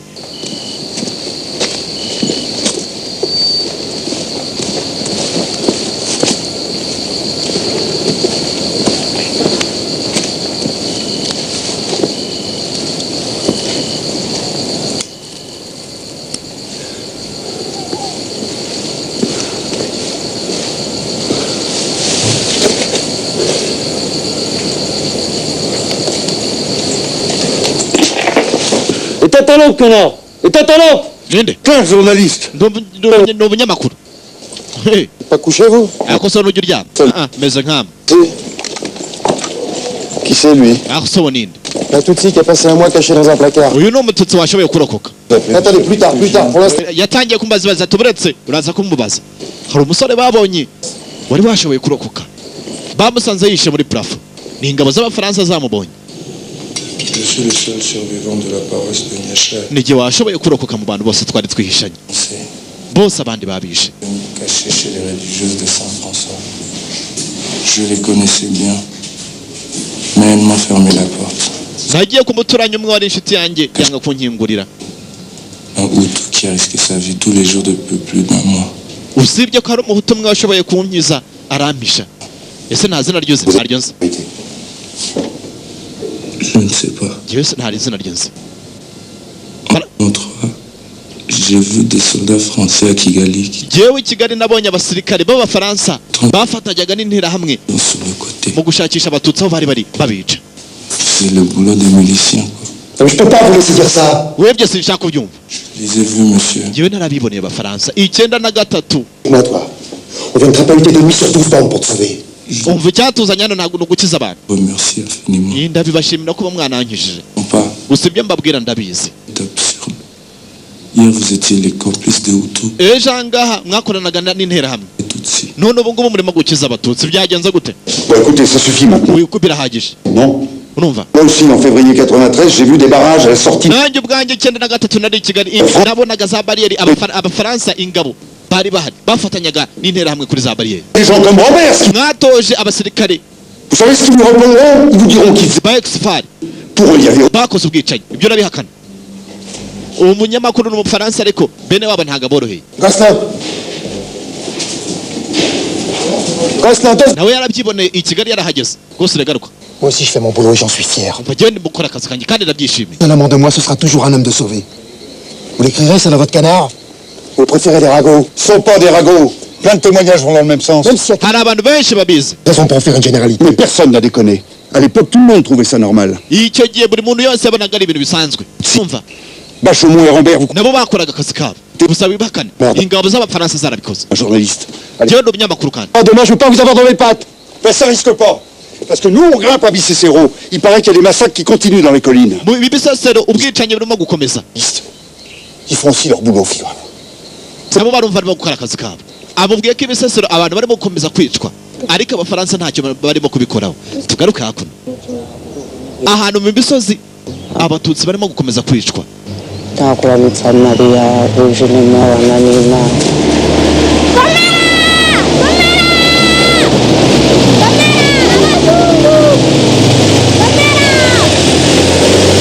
Ku itariki 27 ukwa gatandatu 1994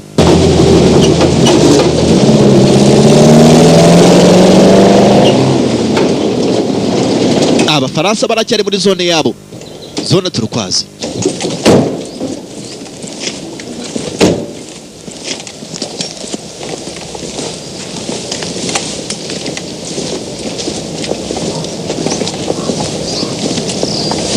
Hari igiturage kimwe bagezemo cyangwa se agasantre, hari uwo basanze yasinze. Bouvier Bouge kuduzura. Abazungu baje. Reka mbwe bucyo.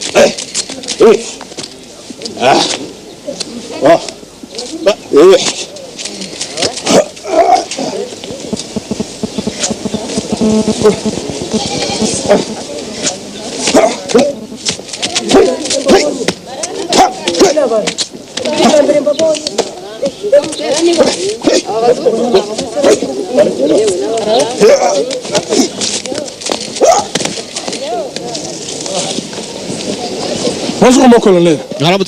Qu'est-ce qui lui est arrivé à ce type? Il a trop travaillé. C'est dur, vous savez.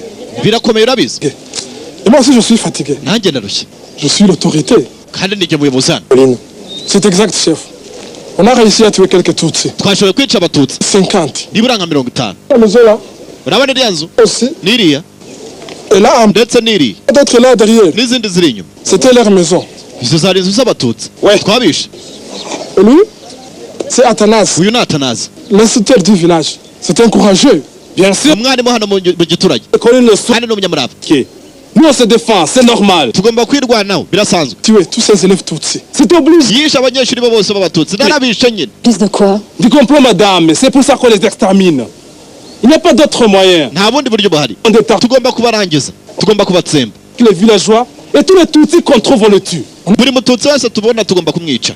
Du docteur Kaishema. Le préfet de Kibouye? Oui, monsieur. Du bon travail. Pourquoi vous me regardez comme ça?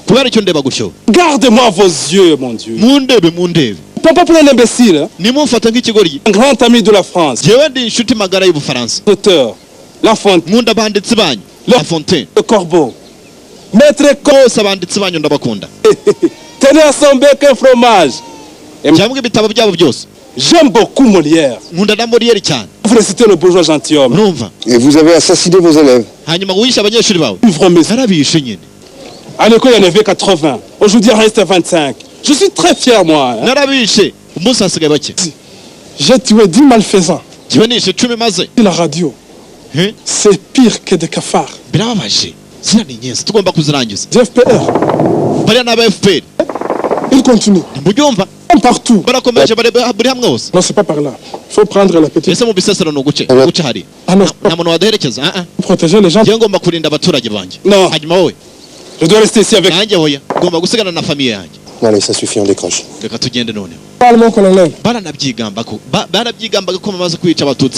C'est policier Jacques.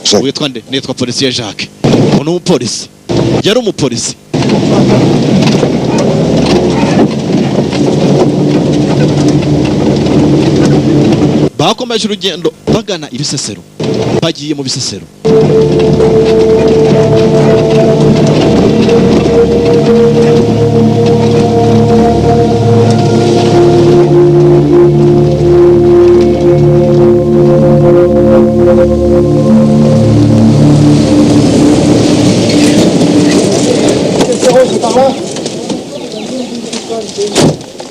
Vous nous laissez 5 minutes, on cherche un guide. Parlez français? La route de Bicêtre, c'est par là? Oh, ya. Il y a quelqu'un qui parle français? Laure, je te prends une bière? abanyamakuru bagendaga n'ingabo z'abafaransa uzajyaga hose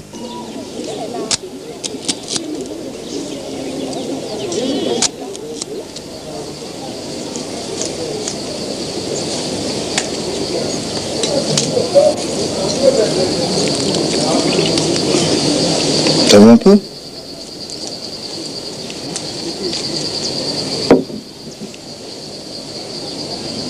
Ça va? Comment ça va? kirambwa ati biragenda biragenda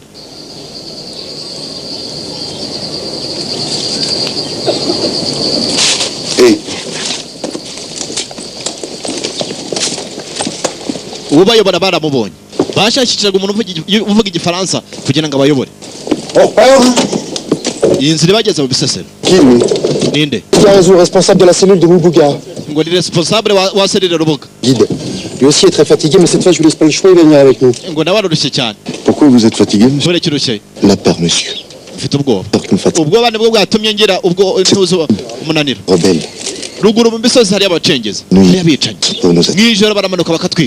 Ils sont cachés là-haut. À Bicêtre? Bicêtre. Parti, on y va. Ok, reka tugiye none. Reka tugiye none. De P4. Bahisemo gukomeza inzira.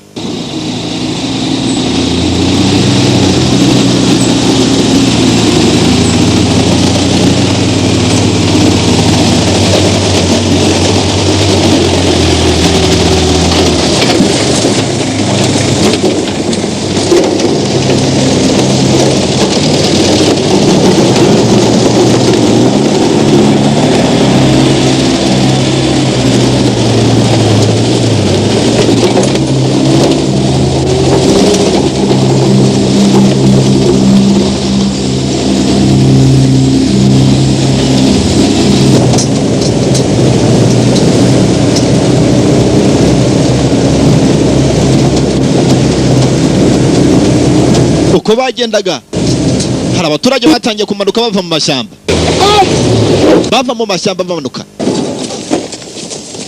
Ceux-là ngabari barashaka kutwica, gusa bavuga ngo nabicanyi bari abaturage basanzwe.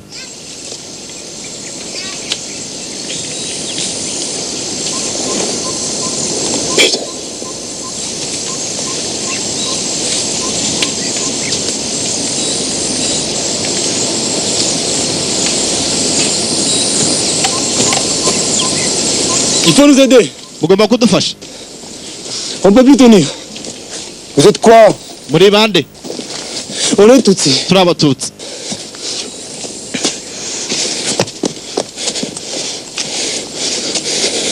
Je m'appelle Antoine Muhire. Nitwa Antoine Muhire. Sasa kibuvuga. Vous reculez. Vous savez qui est cet homme? C'est le soldat milicien. Uwo ngo muramuzi. Uwo ni umukuru w'interahamwe yatumariye bene wacu. Nimureke tumwice. Vous ne l'écoutez pas. Oya ntimubyumve. Jugé par qui? Par vous les Français qui le protégez? Je vous dis que cet homme sera juste. Azacirwa urubanza rucirwa n'abandi. Namwe abafaransa murimo kumurinda. Vayo nkwereke. Vayo nkwereke ibyo badukoreye. Vayo. Yaramujyanye. Regardez vous-même. Des charniers comme cela. Nimwirebere namwe. Il y en a partout. Imirambo nk'iyi iri hamwe hose. Tiens. Voyez vous-même. Que des cadavres. Nimwirebere iyo mirambo namwe. Aba bose ni inzirakarengane. Barazira uko baremwe. Uje abayoboye yari interahamwe.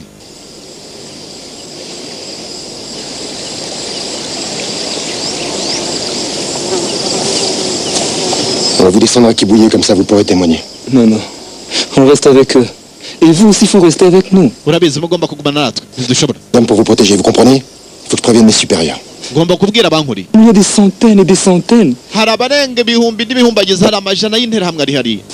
Tugomba kugenda. Plus possible. Je sais pas, on reviendra. Tuzagaruka. Ryarise vuba. Le passé va peut-être calmer les choses. Quand vous reviendrez, vous ne trouverez que des cadavres. Nimugaruka muzasanga imirambo gusa. S'il vous plaît, messieurs.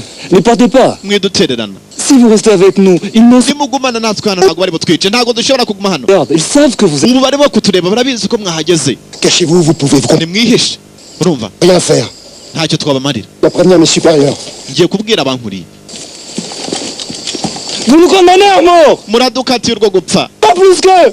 Naho butandukaniye nabo. Vous vous appelez, monsieur? Mwitwa bande? Muhire. Nitwa Antoine Muhire. Bavuye aho bari bihishe. Mu kuvayo bazi ko abafaransa bagiye kubafasha, bahise bigendera nabo. Kandi interahamwe zari hafi zirimo kureba.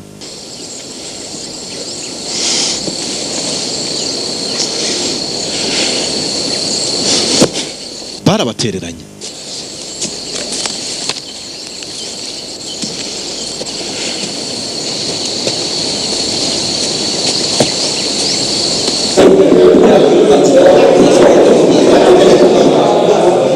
Barakwereka nyuma yaho umunyamakuru yakuze hakuno aza gufata muri mwe gusana arimo kunywera.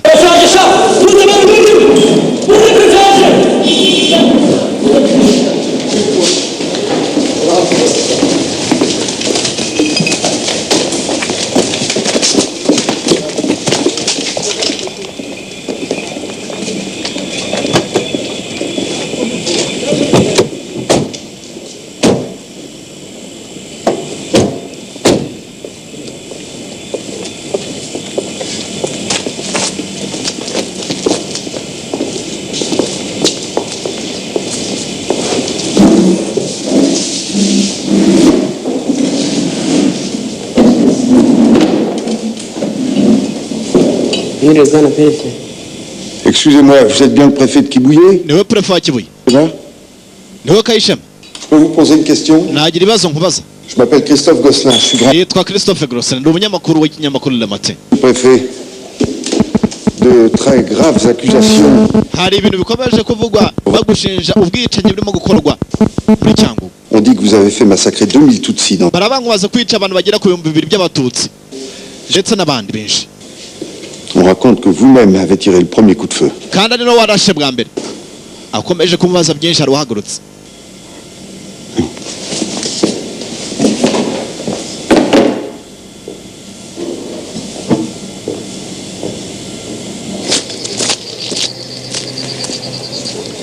Bonsoir. Yavuye agaruka hakuno. Bonsoir. Gosselin, journaliste. Vous le connaissez? Oui. Ndi umunyamakuru uranzi. De la Rèche.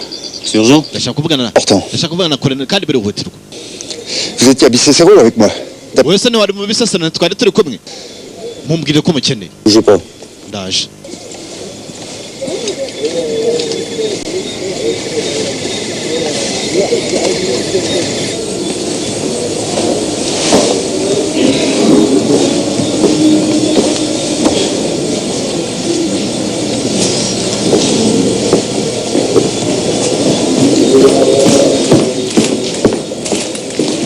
Vous dites quoi, le téléphone? Vous êtes au courant de ce qui se passe à Bicêtre? Ibirimo kubera Bisesero urabizi. Et nous, on presse demain. En attendant, vous nous foutez la paix, d'accord? Ejo dutegereza ibyo batubwira. Urumva? Il y a des limites. Hari aho tutagomba kurenga kandi. Je viens de voir à l'instant le préfet Kayishema. Il se balade. Mu kanya mbonye Prefet Kayishema ari kumwe n'intera hamwe. Bagomba kuba ariho bagiye kujya. Et qu'est-ce que vous verrez demain? Ariko se n'icyo uzajya ujya kureba ejo. Niba ramaka bamaze. Problème là. Ariko se ufite icyo kibazo. Cédric. Cédric. Il me vire. Ça va. Ah, ndijyana. Ndeka. Siki. Alors quoi? Qu'est-ce qui décide vos supérieurs? Je transmets. Bahisemo iki abagukuriye. Réponds. Nibwo nyibohereza ubutumwa. Tenir prêt pour l'arrivée du ministre. Ubu dutegereje ministre ukaza. Pas tomber. Maintenant vous rentrez dans votre hôtel, vous avez rien à faire ici.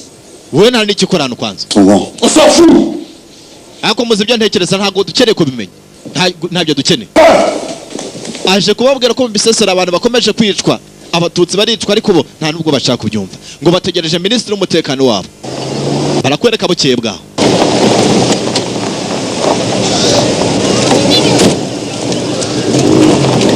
Bonjour.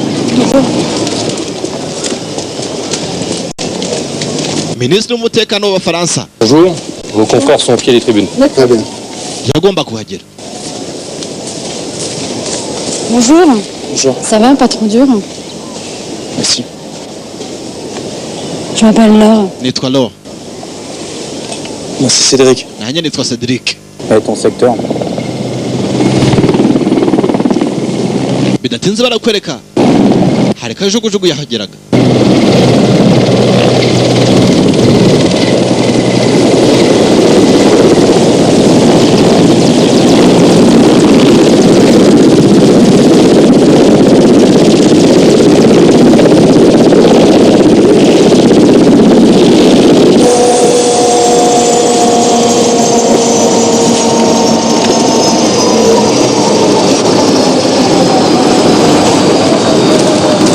Monsieur le ministre. Monsieur le ministre. Monsieur le ministre, 7 jours après le début de l'opération turquoise, où en sommes-nous? Eh bien, comme Ese ibintu bigezeho ibya operation turquoise. le premier objectif est d'ores et déjà atteint, puisque les populations menacées ont pu être... Nkuko mubizi intego yacu ya mbere yari ukurinda abaturage bari gutotezwa. J'ai pu constater l'excellent travail de nos troupes. Kandi ndashimira n'ingabo zacu. Comment expliquez-vous que la France soit le seul pays actuellement Ese wabisobanurira ute kuba Ubufaransa aribwo gihugu cyonyine kiriho hano? Le pays candidat, ni en Afrique, ni ailleurs. Muri Afrika habuze igihugu cyiza hano ndetse no ku isi hose. Nitwe twashoboye kubuza. Clair, notre vocation n'est pas de rester, mais de partir, de laisser la place à des organisations humanitaires. Kandi ndumva akazi kacu ubu ngubu kari hafi kurangira kugira ngo dusigire imiryango y'ubutabazi ndetse n'abanyafurika ubwabo kubera ko ikibazo kirabareba. Moi-même dans le secteur de Bicêtre. Aho tuvugira ngo muri segiteri ya Bisesero abaturage barimo kwicwa b'abatutsi. Ebretse wimbaza ibyo. Merci à tous. Merci. Icyo kibazo cyaragikwebye. Je connais la situation, je peux vous... Situation ndabizi kuyiza abaturage barimo kwicwa. Ça va, je vais pas l'agresser là. Yanze kumwumva. Retenez ce nom, Bicêtre. Tout à fait, rejoignez le colonel. Iyi zina yaramubwiye neza ati ni Bisesero niho abaturage barimo kwicwa.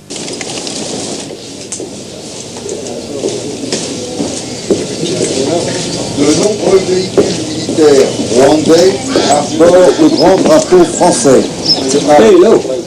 Les soldats gouvernementaux s'abritent derrière la bannière bleu, blanc, rouge pour mener. yakomeje kohereza ubutumwa abari baramutumye bose bakoreraga ikinyamakuru kimwe. Ça va, tu as tout? Wabyumvise byose? Bah fais ce que tu veux que je te dise. Ukoresha uko ushobora reka ibyo nkubwiye ntubyumvise. Appelle demain. Insensé. Oui, it's free now. Okay, cheers. Ils en ont mais strictement rien à foutre. Ils sont plus préoccupés par l'histoire de grève de routiers avant les vacances. Abangaba inkuru babarimo neza nta kigera turababwira inkuru ko ibemeza ntibashaka kubyumva. Ils vont pas à Bicécéro demain. Ntabwo bazajya mu Bisesero ejo. Ninde wabivuze? Cédric. Cédric, le petit déco. Cédric wa musirikare w'umusore. Quoi?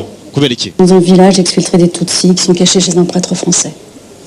Ngo bagiye kugenda ahubwo ahantu mu giturage kimwe. Un rêche lui doit évacuer. Hari umupadiri w'umufaransa. Je sais pas où. Ni ukuvuga ko ibyo bari bamubwiye ngo barajya mu Bisesero ntabwo bakigiyeyo. Aho bagomba gutabara ntibakigiyeyo. Ni ukuvuga ko abari bahungiye mu Bisesero baratereranywe. Non, personne.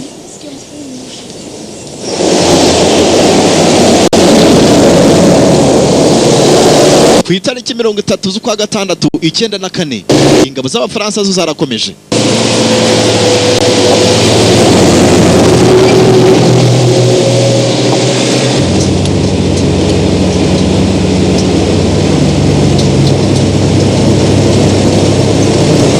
C'est pas vrai ça! Ibindi bishoboka ariko. Sur son nul! Ntibishoboka. Bakivuga ntibishoboka bombese urusaku rw'amasasu. Vous allez voir ce qui se passe! Tujya kureba birimo kujya mbere. On recherche. Dushakishe. Oui! Débarquez!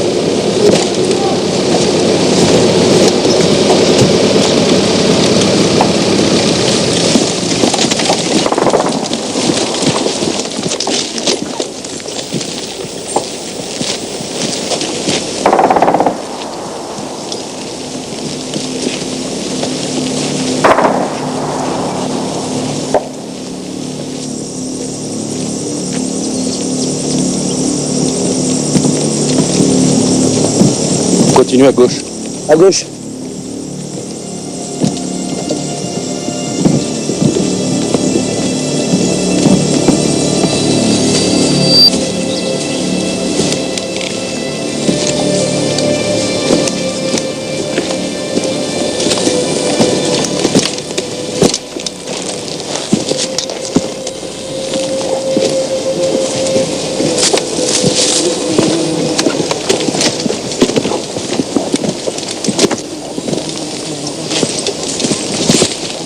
Uko bagendagendaga batangiye guhura n'imirambo. Igiturage bashakishaga niba hari umuzima kiriyo.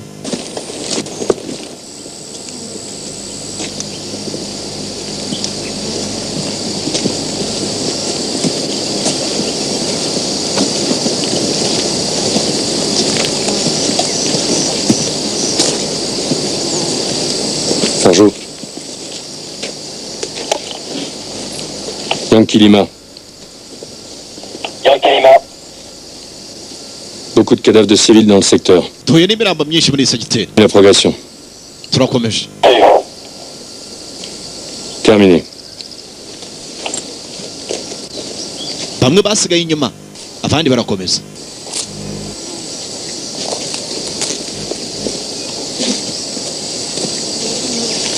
Allez les gars, on se casse. Murabizi tugende.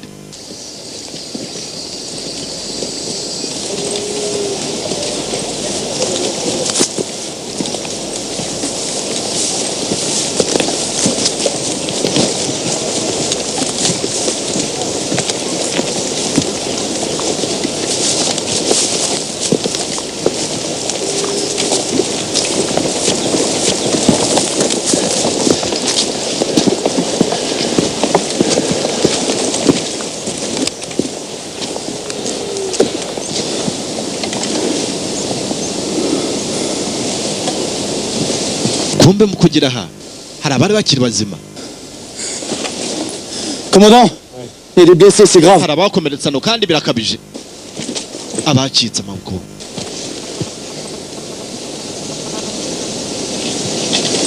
J'ai des gens avec des lances et des machettes, là. Ouais, bah la même chose, là, pour moi. Ah ouais, pour moi. Personnel dans vos secteurs. Doucement, les gars, doucement. Je pense que c'est des Tutsis. ndumva ari abatutsi abatangiye kuvayo.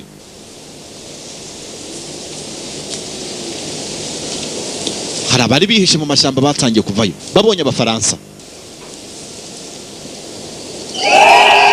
Du monde en face.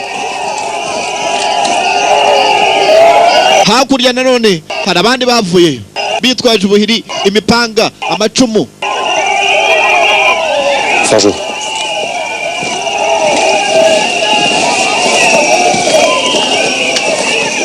Yankee Lima. À Yankee Lima, nous sommes en 57-54. Yavuga ahantu baherereye. Ikarita. Séparatif 61-32, 6 unités 3-2. On vient de découvrir des civils, a priori Tutsis. Et des blessés et des morts. Hari abantu benshi duhuye nabo b'abatutsi bakomeretse abandi bapfuye. Gusa ikibazo hakurya hari interahamwe. Demande la conduite à tenir. Hari interahamwe. Restez sur zone. Muguma aho ngaho. Passez secours et je vous rejoins. Bidatinze turabageraho. C'est tendu dans le coin. Augerie, le président rejoint. On s'installe pour durer. Turaguma hano. Utegereze. Colonel amaze kuhagera. Dans une demi-heure. Ok, ça marche. Sergio. On va s'occuper de vous. Mwebwe ntimugire ikibazo turaza kubitaho. Turaza kubitaho.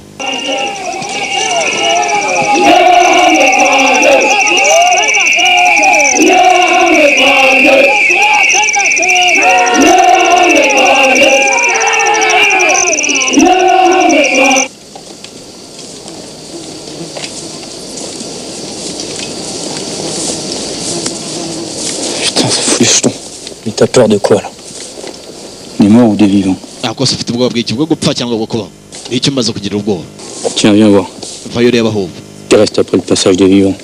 Vayo wihere ijisho nawe. Cedric mo kureba. Yakubiswe n'inkuba. Eh bien, on se casse. Reka tugende. Allez, viens.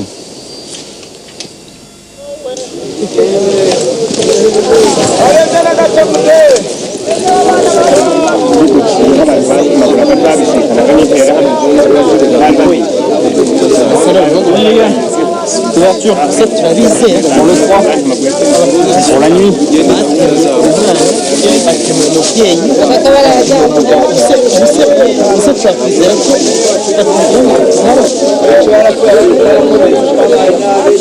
vais essayer de vous désinfecter, détendez-vous. Détendez-vous, monsieur, on va vous désinfecter. Batangiye kuvura abari bakomeretse. Gusa abaturage bamwe ntibabyumva. Ku nshuro ya mbere abafaransa bafashaga interahamwe none barimo kubavura.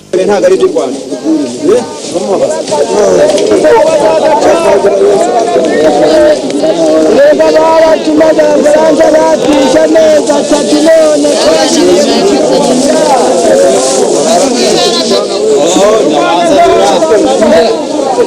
Nishira umugore.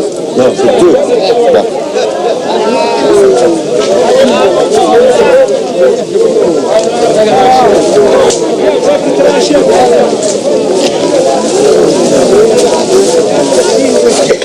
Bagerageje no kugaburira abari barokotse. Utwo bafite bagiye basaranganya. Abaturage bagiye ku murongo. Gusa bahageze. Yaramubwiye atandire wahita mucira.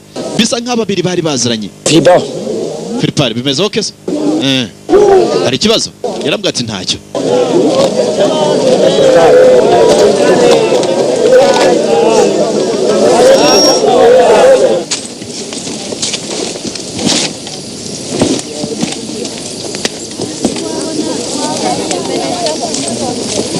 C'est bon, commandant. On est installé pour la nuit. Les hommes sont en poste par binôme. On a donné toutes les rations de secours. En perfusion, morphine et pour... Il nous envoie à l'aube une cinquantaine de légionnaires et des équipes médicales. Il faut venir jusque-là. Faut... Et dites à vos hommes qu'il n'est pas question de fermer les...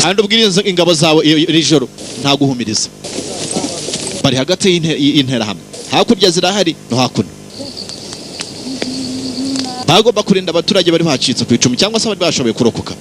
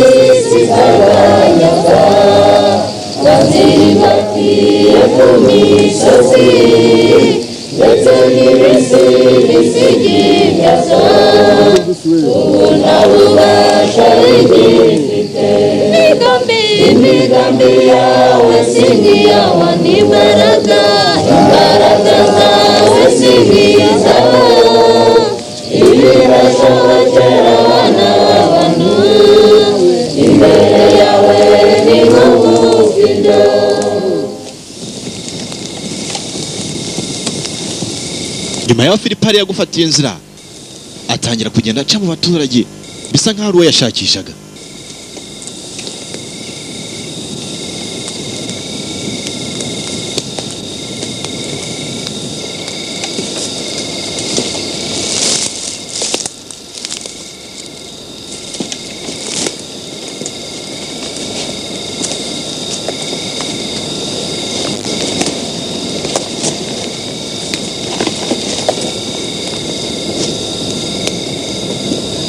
Agenda ageze kuri André.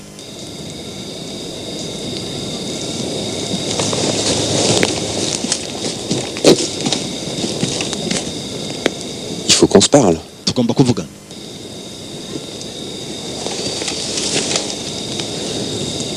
Explique-moi, je comprends pas. Sobanura simbyumva neza. Qu'est-ce que j'ai fait? Niki nakoze?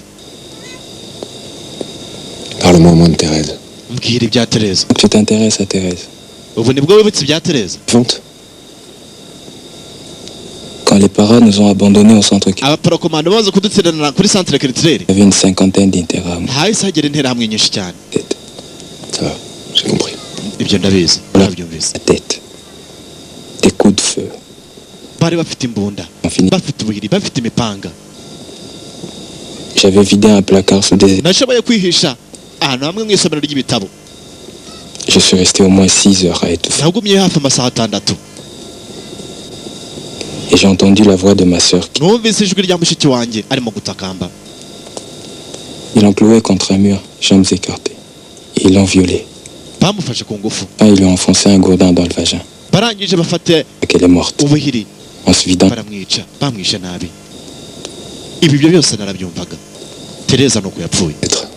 J'ai téléphoné à Théodore. Tous livres. Que tu racontes. Le capitaine Théodore Rubon. Qu'une dizaine de... C'est bien toi qui les as formés, non? Tereza yandikiye Filipari nawe yandikira cyangwa se hamagara Theodore amubwira ngo agiye gufasha Tereza, usibye ko aho kumufasha we yagiye ajya kubica. Bukeye bwaho barakwereka hier en fin d'après-midi dans le secteur de imiryango y'ubutabazi yakomeje kwiyongera mu gihugu za Croix Rouge. Abanyamakuru nabo bari benshi à plus de 2000 mètres d'altitude. Maintenant, les survivants Tutsi abashoboye kurokoka b'abatutsi barimo kuvurwa ndetse bamwe abari barahunze barimo kugarurwa. Abanyamakuru bari bakomotse mu mpande zitandukanye z'isi. Uyu nawe yavuga ko abaganga bamaze kuhagera ubutabazi burimo kujya mbere. Uyu nawe asobanura ko ibintu byagenze uko ubwicanyi bwagendaga. Je peux vous poser une question. Avec le lieutenant-colonel Aresh à Bicécéro, on est tombé sur des survivants. Ça vous dit quelque chose? L'identité, pas au plus pressé, tout s'est fait dans le... On est arrivé là-bas par hasard. On s'était perdu. ngo bari bayobye kugera mu Bisesero ngo bari bayobye ntacyo bagomba kumarira abaturage bari bihisheyo. Très bien. Au revoir, mon général. Messieurs, la zone humanitaire que nous avons délimitée a reçu officiellement l'accord du Conseil de sécurité de l'ONU. urabizi zone twarindaga bisa nkaho igice noneho tugiye kujyamo kitari muri iyo zone Le prochain jour, c'est pas tugiye Butare de rêver en vert. Je te dis que l'assaut est imminent. Mais ça ne doit pas nous empêcher de continuer notre mission. gusa ibyo ntabwo biri butubuza gukomeza misiyo yacu. Et 800 enfants Hutus d'un orphelinat de Butare. hari abana bagera kuri 400 b'abahutu bari muri oruferi nimwe b'abanyeshuri kandi tugomba kwambutsa tukageza i Burundi. SFPR irabizi. Un cessez-le-feu de 24 heures. twasinyana amasezerano yo guhagarika intambara mu masaha 24. Alors on peut lui faire confiance, il fera tout pour que ça foire. ariko sura byemera ibyo ngibyo. Espérons. Je suis lucide. Et s'il y a un accrochage? haramutse habaye gufatanamo Vous ripostez. ntacyo mugomba gukora mwebwe. haramutse habaye intambara cyangwa se mugahura n'intambara n'ingabo za FPR ntacyo mugomba gukora. Sasa ku itariki 4 z'ukwa karindwi 94 turi Butare. Abaturage bakomezaga guhunga. Abaturage barahungaga.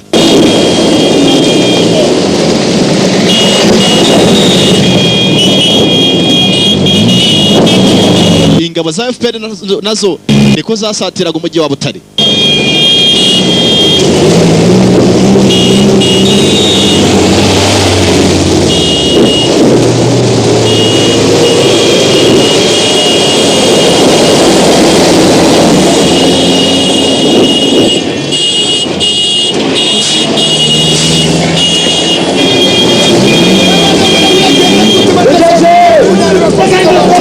kugira ngo cyari imodoka yabitambitse muva mu nzira bana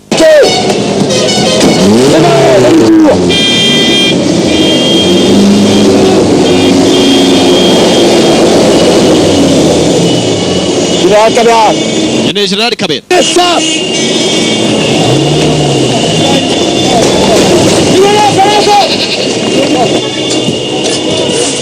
baje babaza uwitwa General Kabera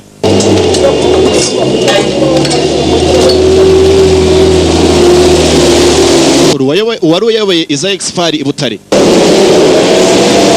Ingabo z'Abafaransa zije zirimo kumushakisha.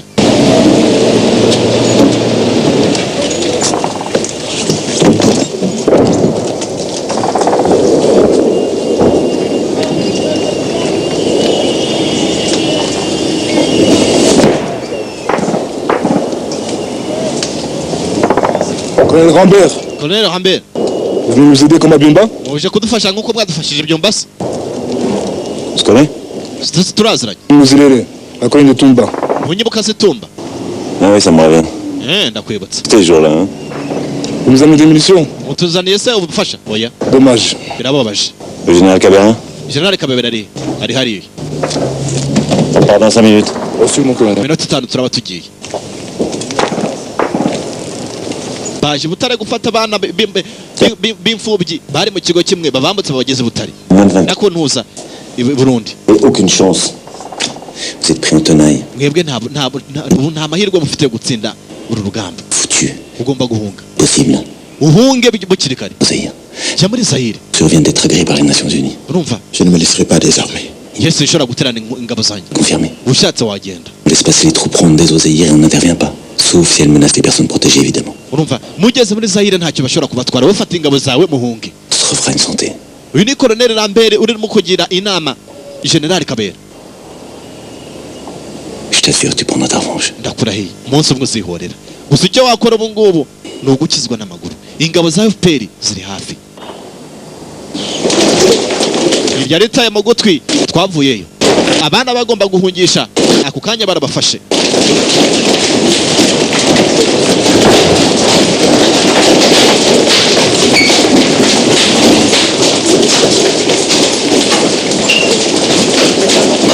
Je viens de récupérer les derniers enfants là, je suis là dans 2 minutes.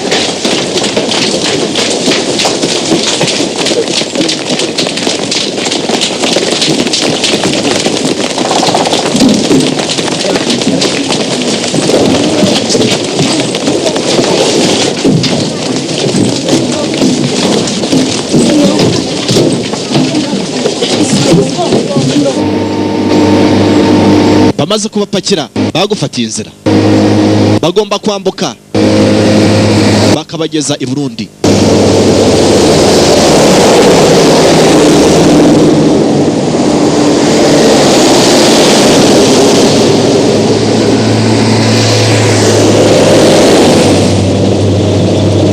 mu minsi yabo ya nyuma ya misiyo.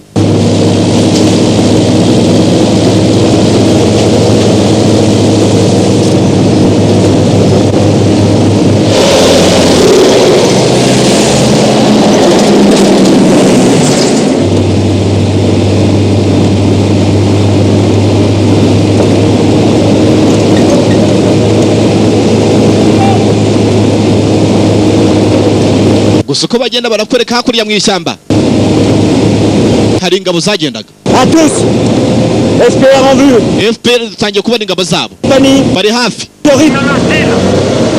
Ingabo za FPR ni ukuvuga zari zitangiye kwinjira muri Butare.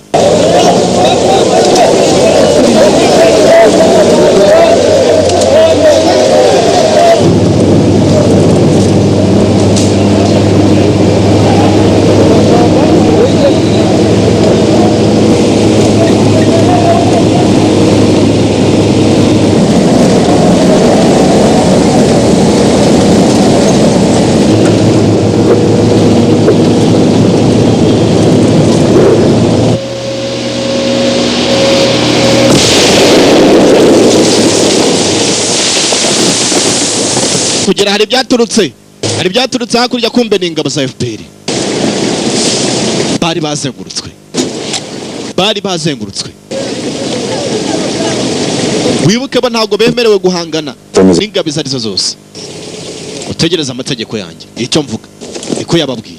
Tranquille les gars.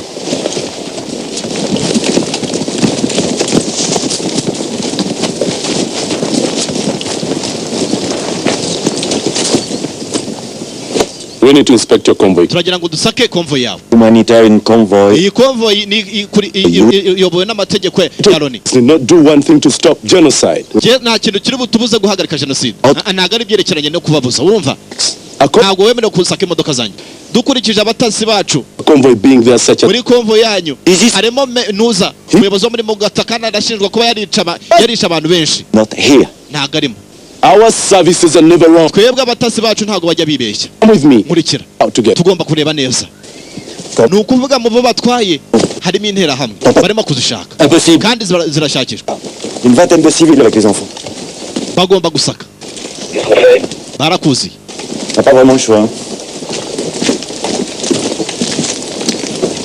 Laissez-les fouiller. Mureke basake.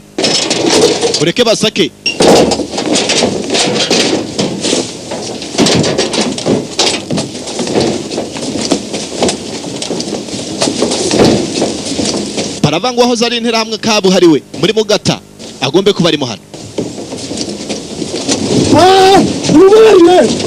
Kumbe ibyo bavugaga byari ukuri. Yakoraga bikiriye. Yaragiye yihisha mu banyeshuri muri babane b'imfubyi. Haguruka. Tukana. Umwami wese wa Mugata wongomeza abantu. Arrêtez! Buratse. Cedric nawe yazanye atangiye kuzana ibya nta kigenda bari bamushyize. Nimurase.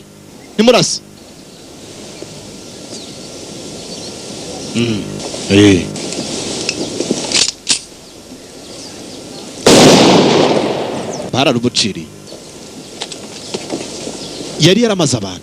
You don't control your boys very well. Wowe ntabwo ujya ucunga abasore bawe neza. One of the most wounded. Kugeza amahirwe ahubwo. We'll take care of it. Yakomeretse gusa dushobora kumwitaho. Ntago ari ngombwa. As you wish. Nkuko ubyifuza. You are allowed to leave. Ubu mushobora kugenda. We've got what you're looking for. Icyo uwo twashakaga twakibonye cyangwa se icyo twashakaga kigezweho. Muri convoy y'Abafaransa hari bintera hamwe. C'est plus notre problème. Ubu ntago bikiri ikibazo cyacu. Twashaka twagenda. Dushatse twava muri iki gihugu. Cedric we bamushyizemo. Je suis désolé. Ça va se passer, hein?